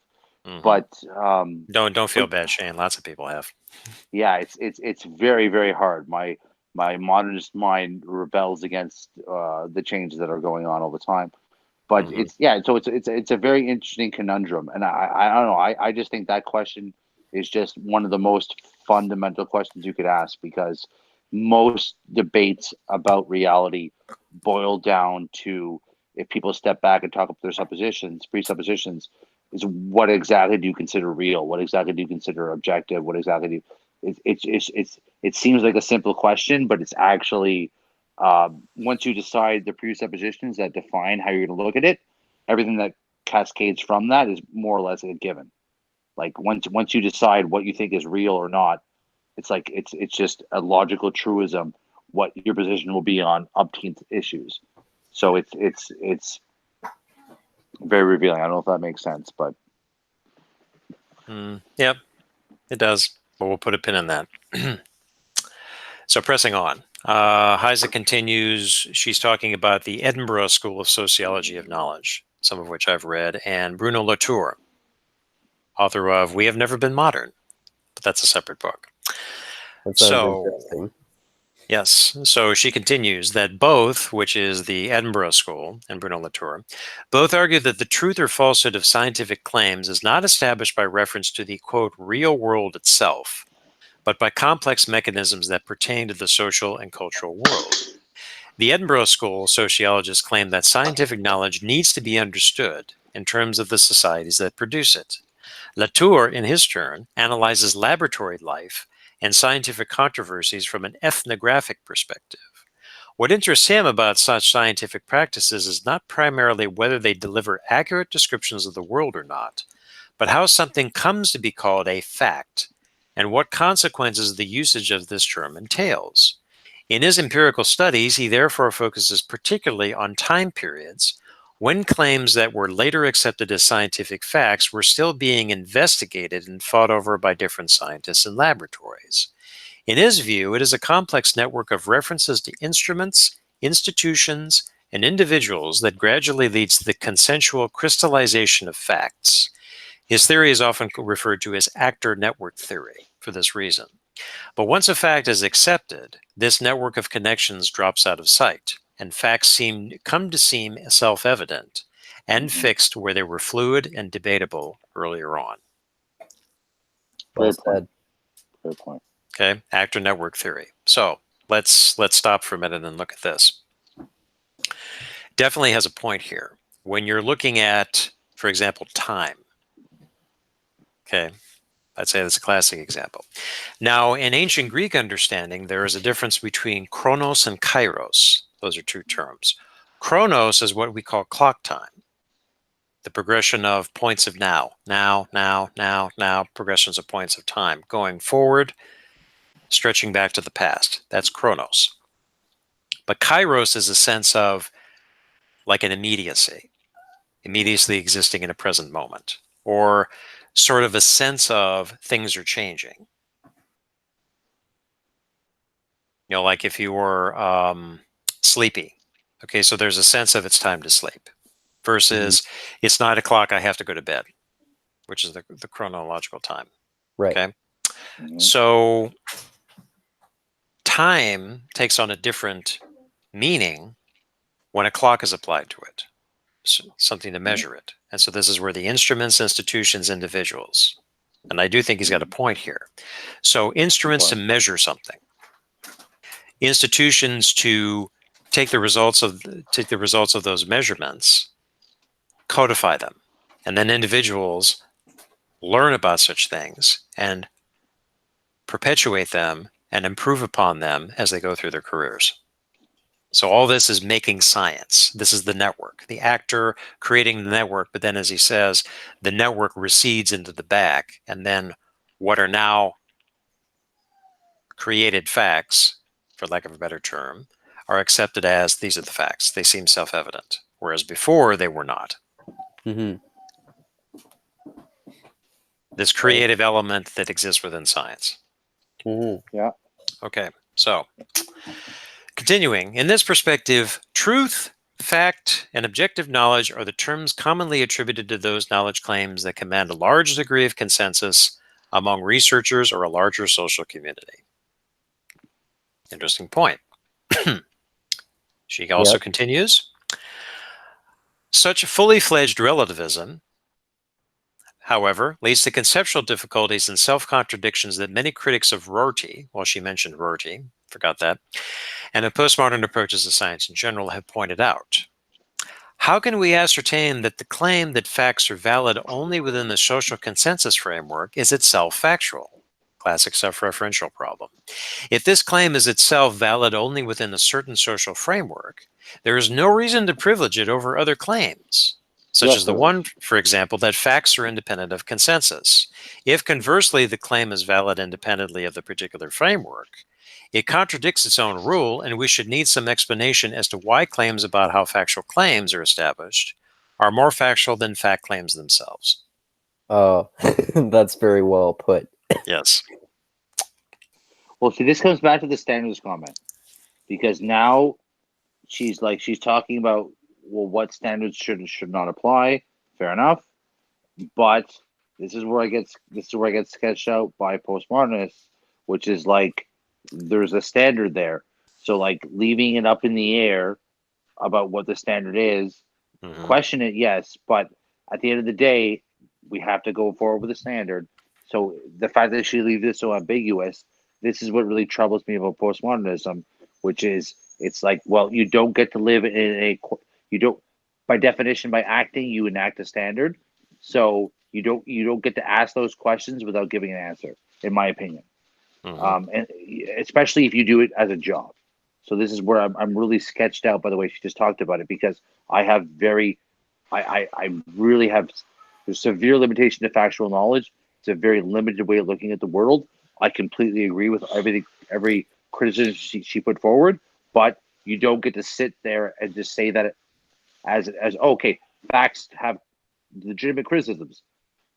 But what do you do with that? Like, to leave people in that situation, especially if they're going to do 20 courses on that and think that way all the time, that's where I get sketched out. And I'm sorry for leading us astray, but well, you're correct about the sketching, because what that does is that it creates a huge muddle where people are starting to talk past one another. That's one definite downfall to that. Well, that's what concerns me. Yeah. Yes, people are talking past each other. They are not taking the time to actually find out if they're talking about the same thing. They are very committed to regressing back to a certain kind of a standpoint from which they will not budge. And they really start to, it's really more about, I think, scoring points than it is about getting closer to common ground. I'm not going to say truth or anything like that. That's a loaded term, but getting to common ground. You know, like we're doing right here, we can have an intelligent discussion. And I think we might be talking about the same things. We might have a different understanding of such things or different interpretations, but we can continue the conversation going forward, as it should be. But unfortunately, in the world we live in today, sometimes that's not forthcoming or as common. Yeah. Well said, This is where this is where I want to make the distinction again between the postmodern condition and postmodernism, because I don't think it's necessarily the case that postmodernism or postmodernists advocate for something like totally throwing out standards. I think that's more of an aspect of the postmodern condition. Like, it's a sociological or cultural aspect, I would say. Mm-hmm. Yep.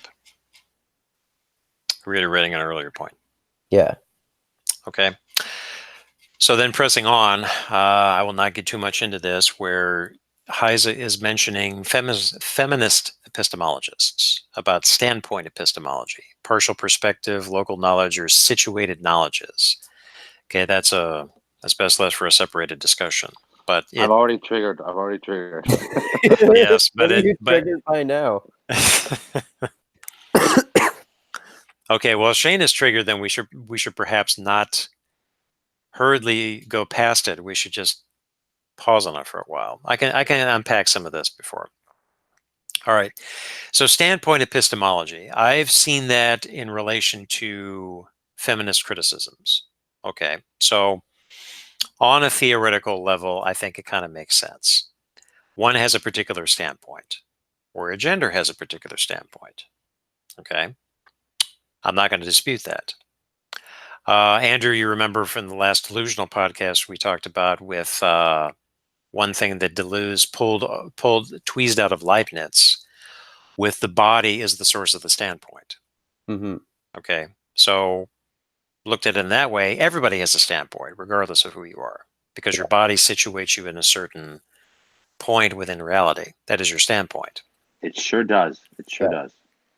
Yeah. So, yeah, there's some merit to the standpoint. Do I necessarily take the feminist approach? No, and I'm not going to go down that hole. Yeah, me neither. A partial perspective, okay, that also kind of makes sense. People have different perspectives. You don't know all of reality. You don't know everything there is. You are limited in what you can perceive, what your perspectives are, blah, blah, blah. Okay.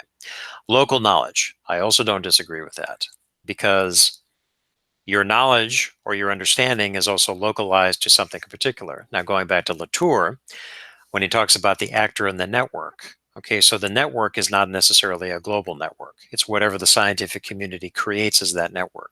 And then a fact would emerge from there, and then the network drops away. That's been localized. And a situated knowledge connected with the standpoint. Can I interject for 1 second? Yeah. Okay. So when you talk about contextualized knowledge, I think the main thing these people miss with these contextualized knowledge is that the main context of your knowledge is as a billion-year-old organism, which is what we all are. We're an unbroken chain of life going back billions of years. And that is the most important paradigm with which I think you can view your knowledge within. And that lends itself very much to objective reality, in the sense that the very thing you are is a reflection of a reality that's existed for billions of years. That's the structure that has given birth to you, if you believe in evolution. And likewise, if you believe in God. So that's the primary paradigm, is this you can't reject evolutionary paradigm of billions of years of context. That's the primary paradigm. So when you apply a feminist, i.e. gendered paradigm on a subject, or whatever paradigm that you're going to go into, it's like that pales into comparison of the context of the evolutionary paradigm you exist within, which has billions of years of history and support behind it. So this idea that the context matters in the sense of these really superficial characteristics they're going to define context as is very misleading, in my opinion. It's the context is you are either, in secular terms, you're either a 3 to 5 billion year evolutionary product, or you're an image bearer of God in a Christian context. But either context you want to use, those are the primary contexts. And these little superficial games they play with the context they're going to raise just pale in comparisons. So I just wanted to say that. So hopefully that was. I would expect nothing less than a privileged white male. Just the sort of thing a privileged white male would say. I don't identify as white, and I especially when people call me male, that's exactly when I identify as true spirit. So I reject your bigotry, Tim. Okay. But I love the humor. Okay. So Andrew, as another privileged white male, what is your take on this? What is your standpoint here? On what Shane said, that makes total sense. Okay. Yeah. I personally am I'm a disabled black lesbian woman, just so you know. Okay. I'm glad neither one of you identify as a furry. That's a plus. I just learned the distinction between furries and otherkin the other day. I didn't know that before. Oh no, there's another one. What is an otherkin? Okay, so furries are people who dress up in animal costumes and fuck each other and like eat their food in a dog dish or Yes, something. they really do it doggy style. Yeah. So an otherkin is someone who literally identifies as an animal, and they think they really are animals. Oh, interesting. Yeah. Okay. They claim to really think they're animals. Very different thing. Well, let's just humor them for a minute, Shane. Okay, so they identify as actually an animal. They're like an animal in a human's body. Yeah. Okay. All right. So a furry just plays at it, but another kin thinks it. Yeah. Okay. All Claims right. to think it. Claims to think it. Yeah. Okay. I just always thought I was a dog growing up, you know? It's always felt like a dog. Man, when they called me a horn dog, they weren't kidding. Well, unless that person's pissing on lampposts and defecating in public, I would say if you looked at their actions, they did not think of themselves as a dog because the way they acted was very human. And then But Shane, they claim, identify as a dog. That's all that matters. Yeah. okay, that's the superficial postmodernism that I like to laugh at. So I'm glad you pointed it out. Okay.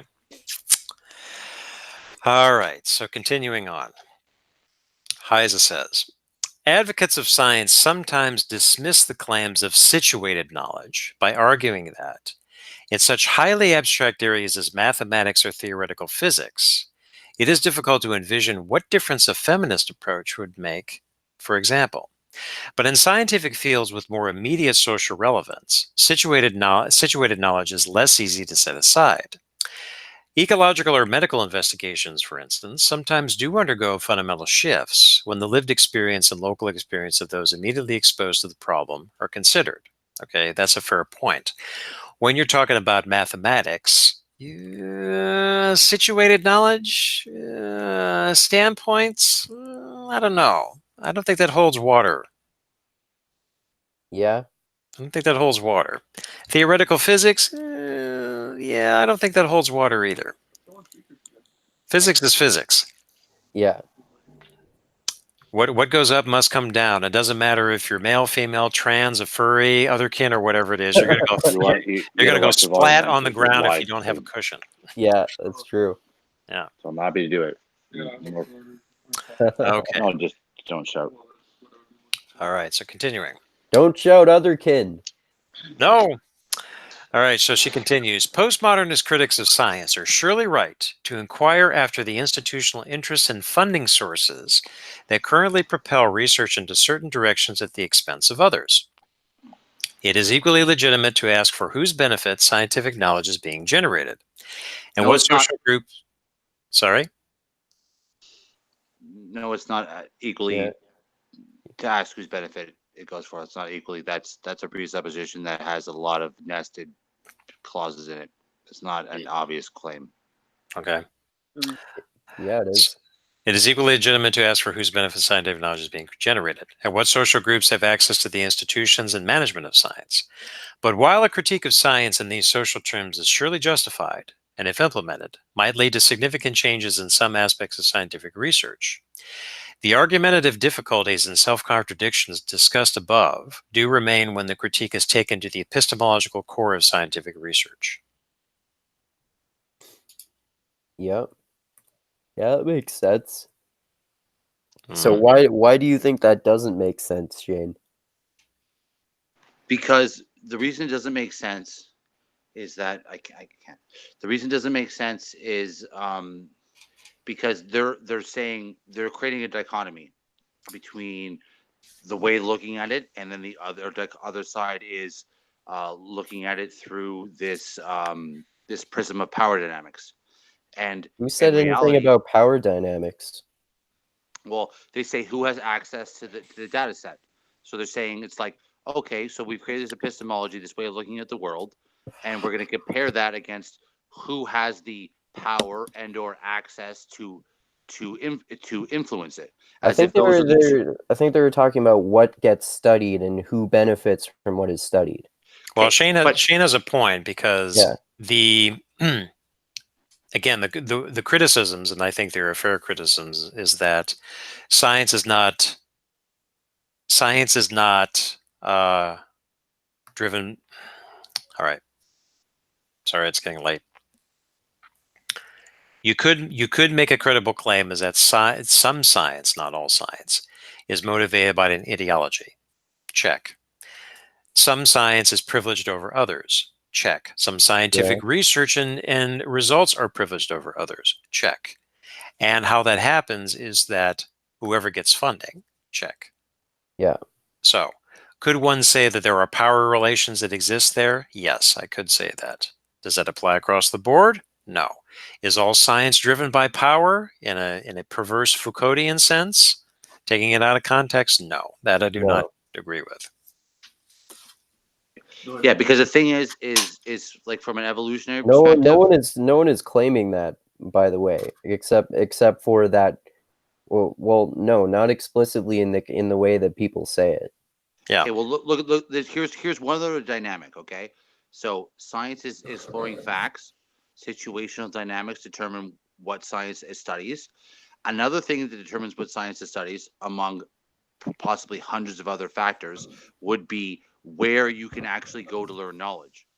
Okay, so one thing that science gravitates towards is where can we actually learn things that changes the way we look at the world. That would be a nod to objective reality in the sense that chemistry has kind of been tapped out of the periodic table, so they're not looking at that very much more. But and with the Hadron Collider, you can look for more physical particles. So that's a new aspect. So objective reality, quote unquote, is revealing where the knowledge system can go to find new things. That's independent of the knowledge system per se. It's independent of the situational. That's dependent on what is discoverable. So you have a rationalist perception of knowledge, then? No, it's that's just one. That's just I'm just saying that's maybe you're right, but that's one. That's just one other dynamic at play. So what I question about when they with the evolutionary point is fair enough. Like the situational thing is very, very relevant. I'm not denying any situational claim that a feminist perspective, blah, blah, or whatever it is going to be, or identity perspective raises. I'm not invalidating it. That's not my goal. My goal is to say that there's many other dynamics at play, and to this is the weird thing I find about postmodernism, which is it always seems to come back to power dynamics. So what Peterson says all the time. It doesn't. It doesn't, though. That's really not true. That's only one very small part of a postmodernist critique, is that everything boils down to power relations, which is not the case. And even in that sense, like if you look at the way Foucault describes it, for example, he's saying that in sex, for example, one person has power over another person, but that power switches. Like one person has power over that person, and then the other person has power over the first person. It's not like one person always has dominant power over everything, and we should take down this one group because they have all the power. Or more importantly, when Foucault talks about power, he does not essentialize it. Power is not this thing. Rather, there are power relations among actors. Yeah, and he has that as one aspect of the relations between people. Right. As you were saying, like the dom and the sub, that's not fixed. And power is not this one thing that the dom possesses, because the sub also participates, because the dom doesn't have power of the sub unless there's a sub. And then that could switch. The sub becomes the dom and the dom becomes the sub. Yeah. Yeah, exactly. Yeah. So the thing about science is, again, it's that it's the critique against the scientist as being this lone actor who uses the scientific method to discover objective truths about the world. That's almost a caricature of what a scientist is. Yeah. Rather, a scientist is a person that exists within a certain society, a certain time, speaks a certain language and writes his or her reports on this, a certain network, institutions, using instruments, and everything else that is involved in doing science. Mm-hmm. Yeah, exactly. So, well, and that's all fair, and that's all legitimate dynamics to consider, and I don't want to take anything away from that. Eh, Uh, it's just one of many dynamics, and Yep. I can leave it at that. That's exactly what postmodernists say. Yes, yes. at their truest form, I completely agree with you guys. I completely agree with that. It's just that many people would repeat the exact logic you guys just laid out, but reduce it to just that logic you just laid out. And I don't consider that an accident that they would repeat the exact same words you just said and say those exact things and then define their whole world that way, but not concede the last point you conceded. And I just have a hard time reconciling it talking to honest brokers as yourselves who say it's one of many dynamics and other people who say the exact same thing you just said and then only will talk about that dynamic. Well, like I said earlier, did you know that they're assholes?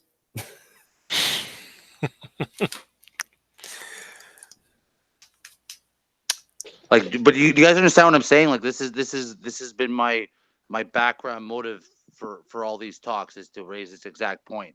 You think that I'm really curious how you guys respond to it because wackaloons represent the majority, basically. well, but the question becomes, it's like, to what responsibility? Because you guys just said a point of view, and people are going to repeat the exact same thing you said, okay? And they're going to repeat it ad nauseum and take it in a direction you guys don't like. So to what extent does the original position that you guys just repeated, that is a postmodern position, to what extent do you bear responsibility, or does that position bear responsibility for people taking the exact thing you said and then ignoring the crucial limitation you pointed out, but going forward anyways? By Is it this an accident logic, that they do that? you're responsible for the Westboro Baptist Church, even though they don't represent the majority of Christians at all. No, I am responsible. You're responsible. Why are you responsible for that? Because that's a logical extension of my point of view. I have to own that. I have to own the consequences of people. In my opinion, if people take what I say and repeat it and misinterpret it, it's like I'm not completely responsible, but that's like a logical thing I have to be on guard for. Like for instance, for instance, as a Christian, it's like I don't think I can wash my hands of the tradition of the Catholic Church or of the Crusades or I don't think that's fair. And like I'm a Canadian, and with like Native folk in my country, I don't consider myself responsible for all the horrible things that were done to them in the 70s and 80s. I mean, there are a lot of horrible things before, but I mean, I literally have a person living in my house whose mother was ripped away from their family and abused, and then you can see the cascading effects of that. Like, I don't consider myself directly You see that responsible. guy Keith who I met? Yeah, Keefe, you met. Yeah. Yeah. I don't consider myself directly responsible, but at the same time, it's like because I want to claim ownership of my Canadian culture and of my Canadian system. It's like I think the system should respond to that in some way that's progressive and forward looking. Like I don't want to destroy the I don't want to like take every money from every growing up Canadian to pay all the things they ever earned to another uh, genetic group. I don't want to do that, but I still want the system to take account for the fact that the system that gives me my benefits has to have some capacity to honor in some way that's realistic, that's pragmatic what happened, right? So Mm-hmm. there's and it's very nuanced, and it's we can debate it, and we're going to negotiate it by definition. It's a lot of what New Center is about, or my idea behind it.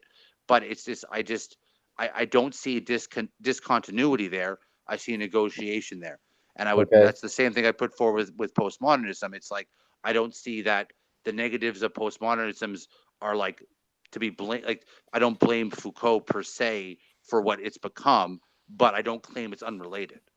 So I don't understand why you have a problem with postmodernism then, if you like you seem to think it's bad to be a postmodernist as much to the extent that that's a thing, but you have no problem with being a Christian, even though there are people who have an incredible like what you would view as misinterpretations of Christianity, even though the ones that people talk about in terms of postmodernism are not explicitly there when people say that they are. Well, the problem I have in that situation is that postmodernism ends up becoming the only lens people use, and it doesn't have It's to the be. same for Christianity, and it's not for the Okay, like but the the vast problem with majority of postmodernism though is that postmodernism, people who study with a postmodern lens, quote unquote, even today are not like these fringe wackaloons.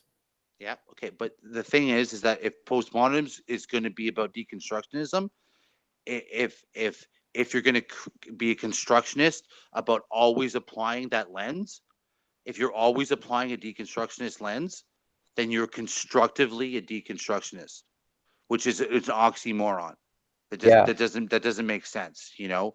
The system deconstructs itself, and the thing is that it's that again, because we have to live in the world, it's like I respect people who have something they're trying to build, something they're trying to act out.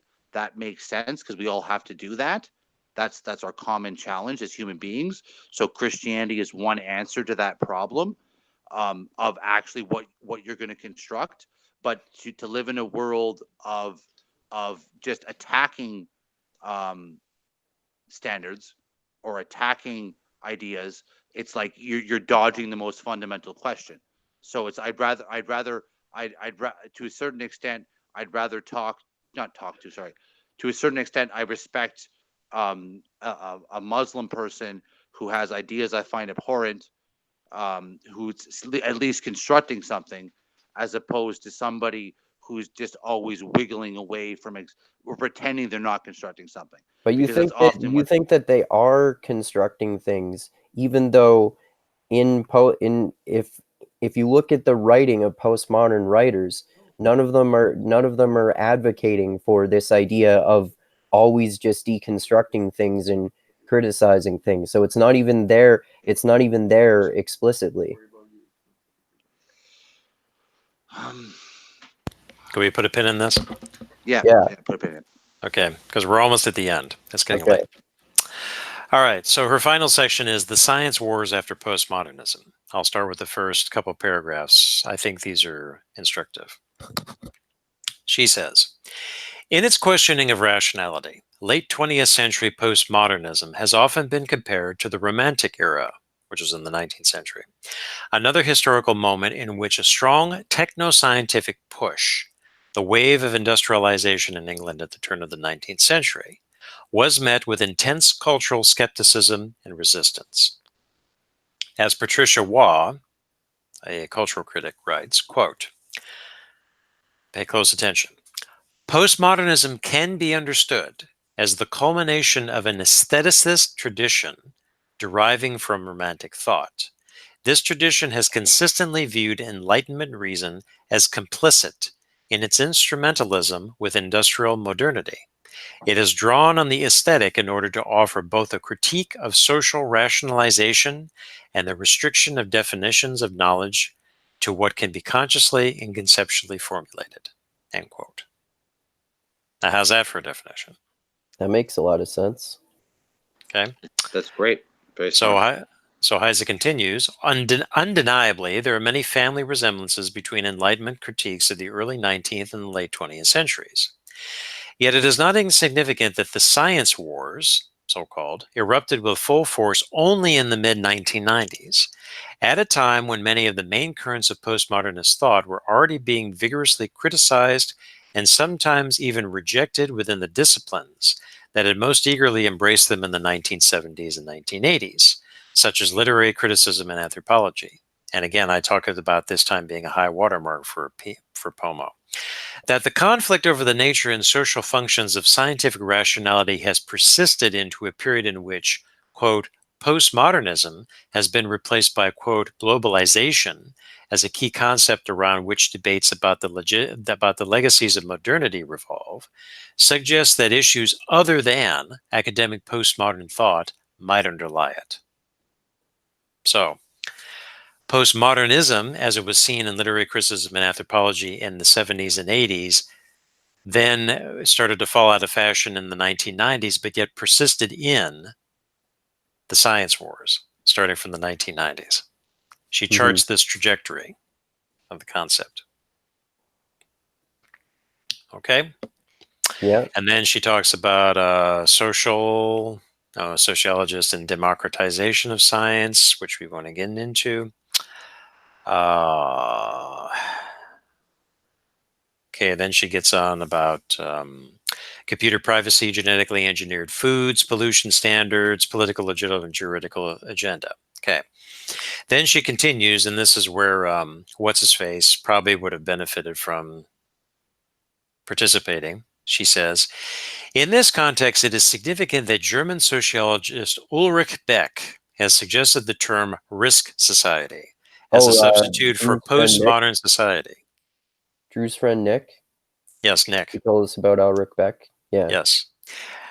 Substitute for postmodern society. Since debates over technoscientifically generated risk, which are primary sites of conflict between scientific expertise and public participation, are, in his view, fundamental in understanding the global society of the present and the future.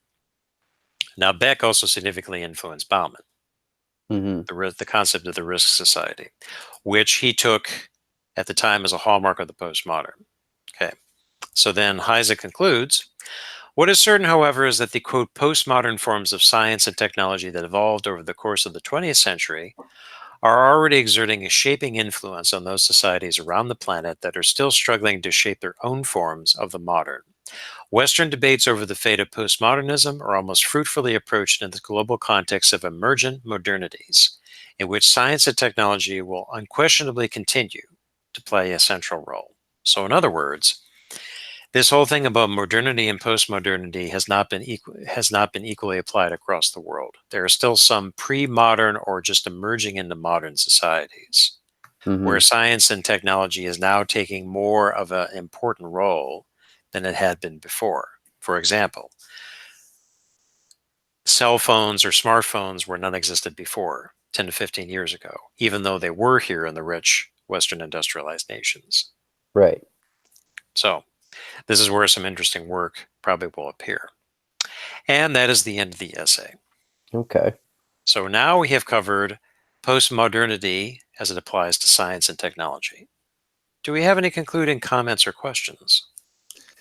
The concluding comment that I'll make, which I maybe have already said, is that I agree. I really want to thank you guys because you've walked me through a lot of legitimate criticisms of modernism that I already shared myself, that the postmodernists say very well. In her dichotomy, though, she was only contrasting modernity with postmodernity, whereas I like for my own personal development, I've found going back to pre-modernity to be my own personal solution. So I would just say that in her dichotomy between modernity and postmodernity, there's also the aspect of dialing back modernity and actually including the pre-existing sum of human knowledge. So I find a lot of modern people very historically ignorant, and I think the way that she phrased that dichotomy was also very historically ignorant, because there was every traditional society had belief systems or ways of looking at the world before modernism. So to contrast only one emergent knowledge system with one response to it, as if there weren't 100,000 successful knowledge systems that existed before, and they're all just irrelevant now because it's just modernity versus postmodernity is just, again, it's reductionist. I think you're sort of misinterpreting that. I don't think it's necessarily the point that this is all that's ever existed and there are not a thousand other different options. It's more of like it's more of like an analysis of the distinction between the modern and postmodern. Right, because the modern period, using Hayes's milestone in the 1850s, this is when you really were starting to see high modernity kick into action with the Industrial Revolution. Not to say that modernity itself didn't exist beforehand. If you take the standard approach in history, is that modernity, you could say, began in the Renaissance. Middle Ages, maybe to a small extent, but not really like you saw in the 15th, 16th, or sorry, the 16th, 17th, and 18th centuries, and particularly with Enlightenments. That's when you're starting to really see modernity, with the rise of rationality, accepting rationalist thought, and then trying to remake the world according to rational thought. And Simplistic approach, we know, but this is one way of looking at it. And you had mentioned at the start too about how there's this link. I heard it somewhere before. Maybe we talked about it before, but between postmodernism and romanticism in a sense, which Right. this is part of why when you say pre-modern, Shane, I think to myself, that doesn't sound that different from postmodern in a way. Well, and one way you could look at it is almost coming full circle in such a way, or Yeah. probably not the best way, because if you take pre-modern and then you move into modernity, so modernity has its benefits, but modernity is also something that is more of a globalizing force. Yeah. So particularly it arose in Britain and Western Europe at the time, and then it came over to North America, and then to Australia, New Zealand, and elsewhere where the British colonies were. And then there were still large swaths of the population that were still kind of pre-modern, as modernity was continuing apace. And then her last point is that now those same areas that were, quote, backward way back in the day are modernizing now at a fast clip. Maybe they're slowing down. A really good example would be China. It wasn't until Mao when China really started to modernize, and that was in the 1950s. Whereas Western Europe and the Anglo world started doing that in 1850, 100 years before. Right. So we're already starting to see an uneven development of modernity. Now, postmodernity, again, using Bauman's description, is a re-enchantment. Modernity fails. Its grand narratives and grandiose goals, it couldn't meet. So that breaks down, fails, and now you're starting to see a reintroduction or a re-enchantment of the world. I mean, think about if you cleared a forest, okay, that's the modernizing influence. But then if you leave the forest alone and you kind of reseed it, possibly the forest will grow back. It reemerges because there's no human interference or interference from another species. It's not overgrazing or things like that. This is just like a reinduction of what was there already there before, but was kind of swept away or papered over or paved over by modernity. Now, the thing about romanticism is that, yes, you see this in the 19th century. Close study of literature or even art forms. It is more about being in nature. It is about the sublime. It is about the spiritual. Think of in North America, Emerson and Thoreau and all of those. This was kind of like a reaction against that modernizing influence. So this is where she draws that parallels between romanticism, postmodernity, sort of being romanticized or aestheticized, focusing more on art, things like that, movement. Postmodernism as an art form, like modernism was, and then postmodernity, like modernity, was a state of affairs. Okay. And all this is but part of what you said is reminding me too of I think one thing we've talked before is that I think when I was talking to you, Shane, I've said that Jordan Peterson makes some of the exact same criticisms that some postmodern writers make, like Zygmunt Bauman, for example, talks in like the same way as Jordan Peterson does about how our culture has lost a large part of our Judeo-Christian ethic, for example. this is sort of an aspect of moving to more of the postmodern era, and that's why it gets so much more superficial, because we Right. don't have these guiding principles. But an additional difficulty is that with postmodernity, it's a tacit acknowledgement and agreement that modernity has failed. Yeah. But you can't go back. Yeah. To a previous form. Or you might try to do that, but it's not going to be the same, because those people, for example, who try to live off the grid or who really scale back into a pre-modern type of approach still have to live in the modern world. Yeah. It's not like you can hop in the time machine and go back 200 years. Yeah. You can't exactly. do that. Yeah. Well, one thing I want to say again, which is Peterson, when if you characterize, and I characterize some of my ideas as postmodern, which is true, in the framework of postmodernism. Another way to look at it, though, is that in the Eastern tradition of the belief system of the way that the Orthodox look at the world, okay, modernism never hit it. Okay, the way they interpreted the world was never hit by modernism, and now that postmodernism here doesn't change what they're saying and the way they say to interpret the world. They're still saying to interpret the world more or less the exact same way they were saying to interpret it 1,000 or 1,500 years ago. Okay, so when Who is the Orthodox? Oh, okay. Orthodox is the non-legalistic version of Christianity. Is the non-rationalistic version of Christianity. Right. It's not the Western Church. It's the Eastern Church, which differs from place to place because of the autocephalous. Russian Orthodox are different from Romanian Orthodox, different from Armenian Orthodox, and so on. They have, but the key thing they have is that they leave a lot of things undefined. Yes. So they were already doing that before the modernistic tendency to define everything came into vogue.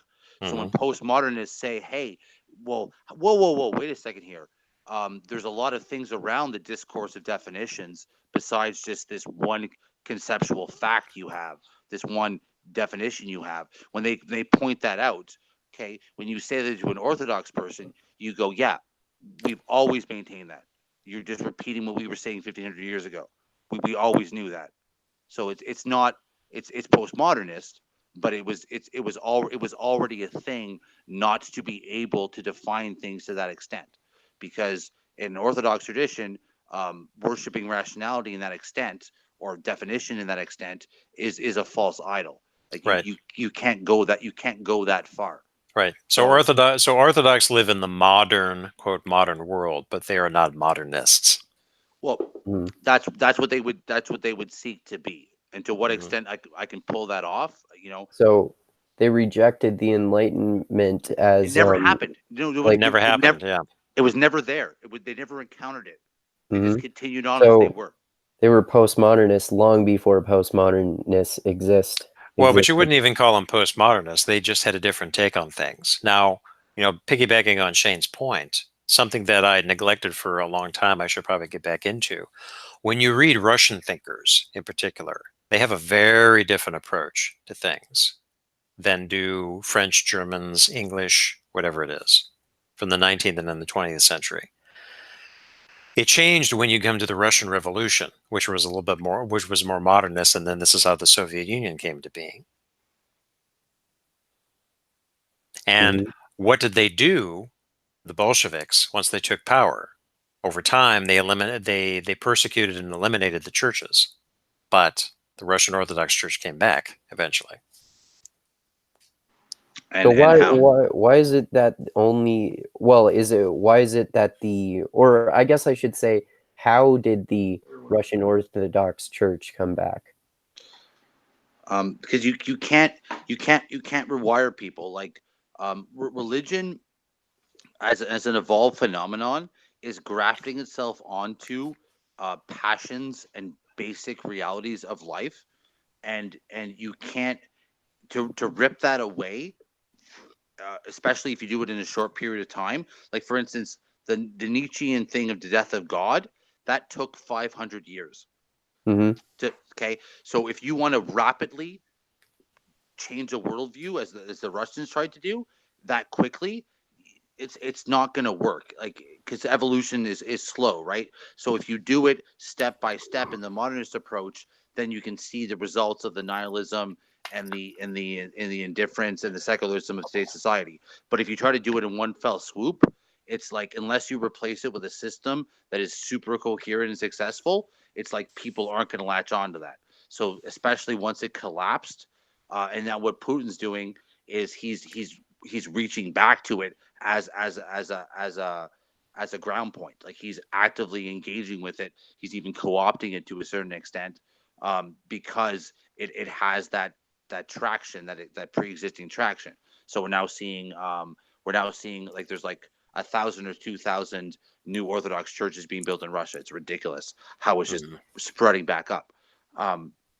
Because you can't, it's not a blank slate. It's not a blank slate phenomenon, with evolution. And I'm sorry if you guys already know this, but like when you close, this is the example I always use to explain evolution to people. When you give a middle finger, what you're doing is the older part of your brain is sending a signal, retract all claws, and a newer part of your brain is saying ignore that signal for one finger.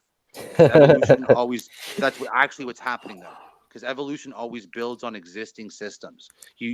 So the idea that you can wipe and create things from any kind of thing approaching a blank slate or base ground, that's just not how complex systems work. There's just too much interpretive existing systems that define your relationship to reality. You can't just ignore that. It's gonna buck if you try to push it too hard.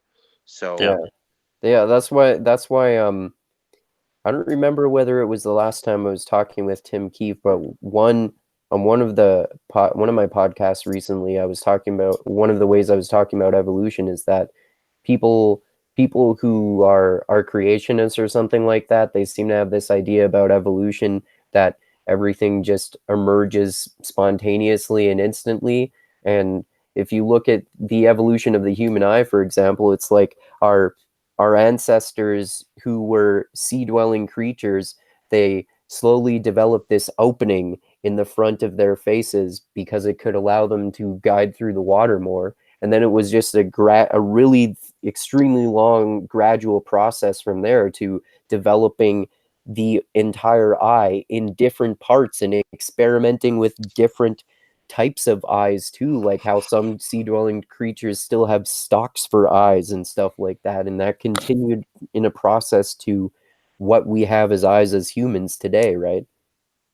Speaking of eyes, mine are closing, so maybe we should close this. Sure. Okay, so that's all I got for science and technology. All right, cool. So what's the next part? There's still metaphysics and religion to do, right? Right, we have two left. One is on ethics, which, Shane, I think you might find that interesting. Yeah. And the last one is postmodern theology. Right. Yeah. All right.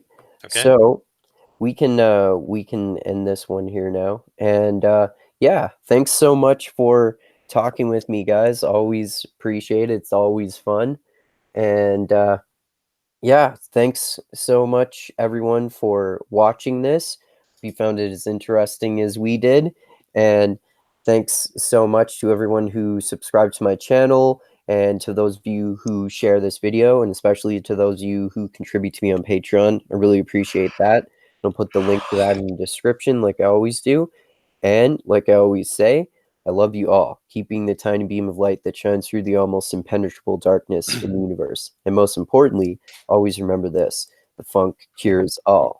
All right, keep having mindgasms, everyone. And any last words, guys? Remember, there's a difference between furry and other kin. Yes. Don't confuse the two. Yes. remember the way always offers salvation, and God is love, and Jesus is the best path to it. And Trump is a postmodern president. Yes. Yeah. Okay. All right. Adios, everyone. See you next time.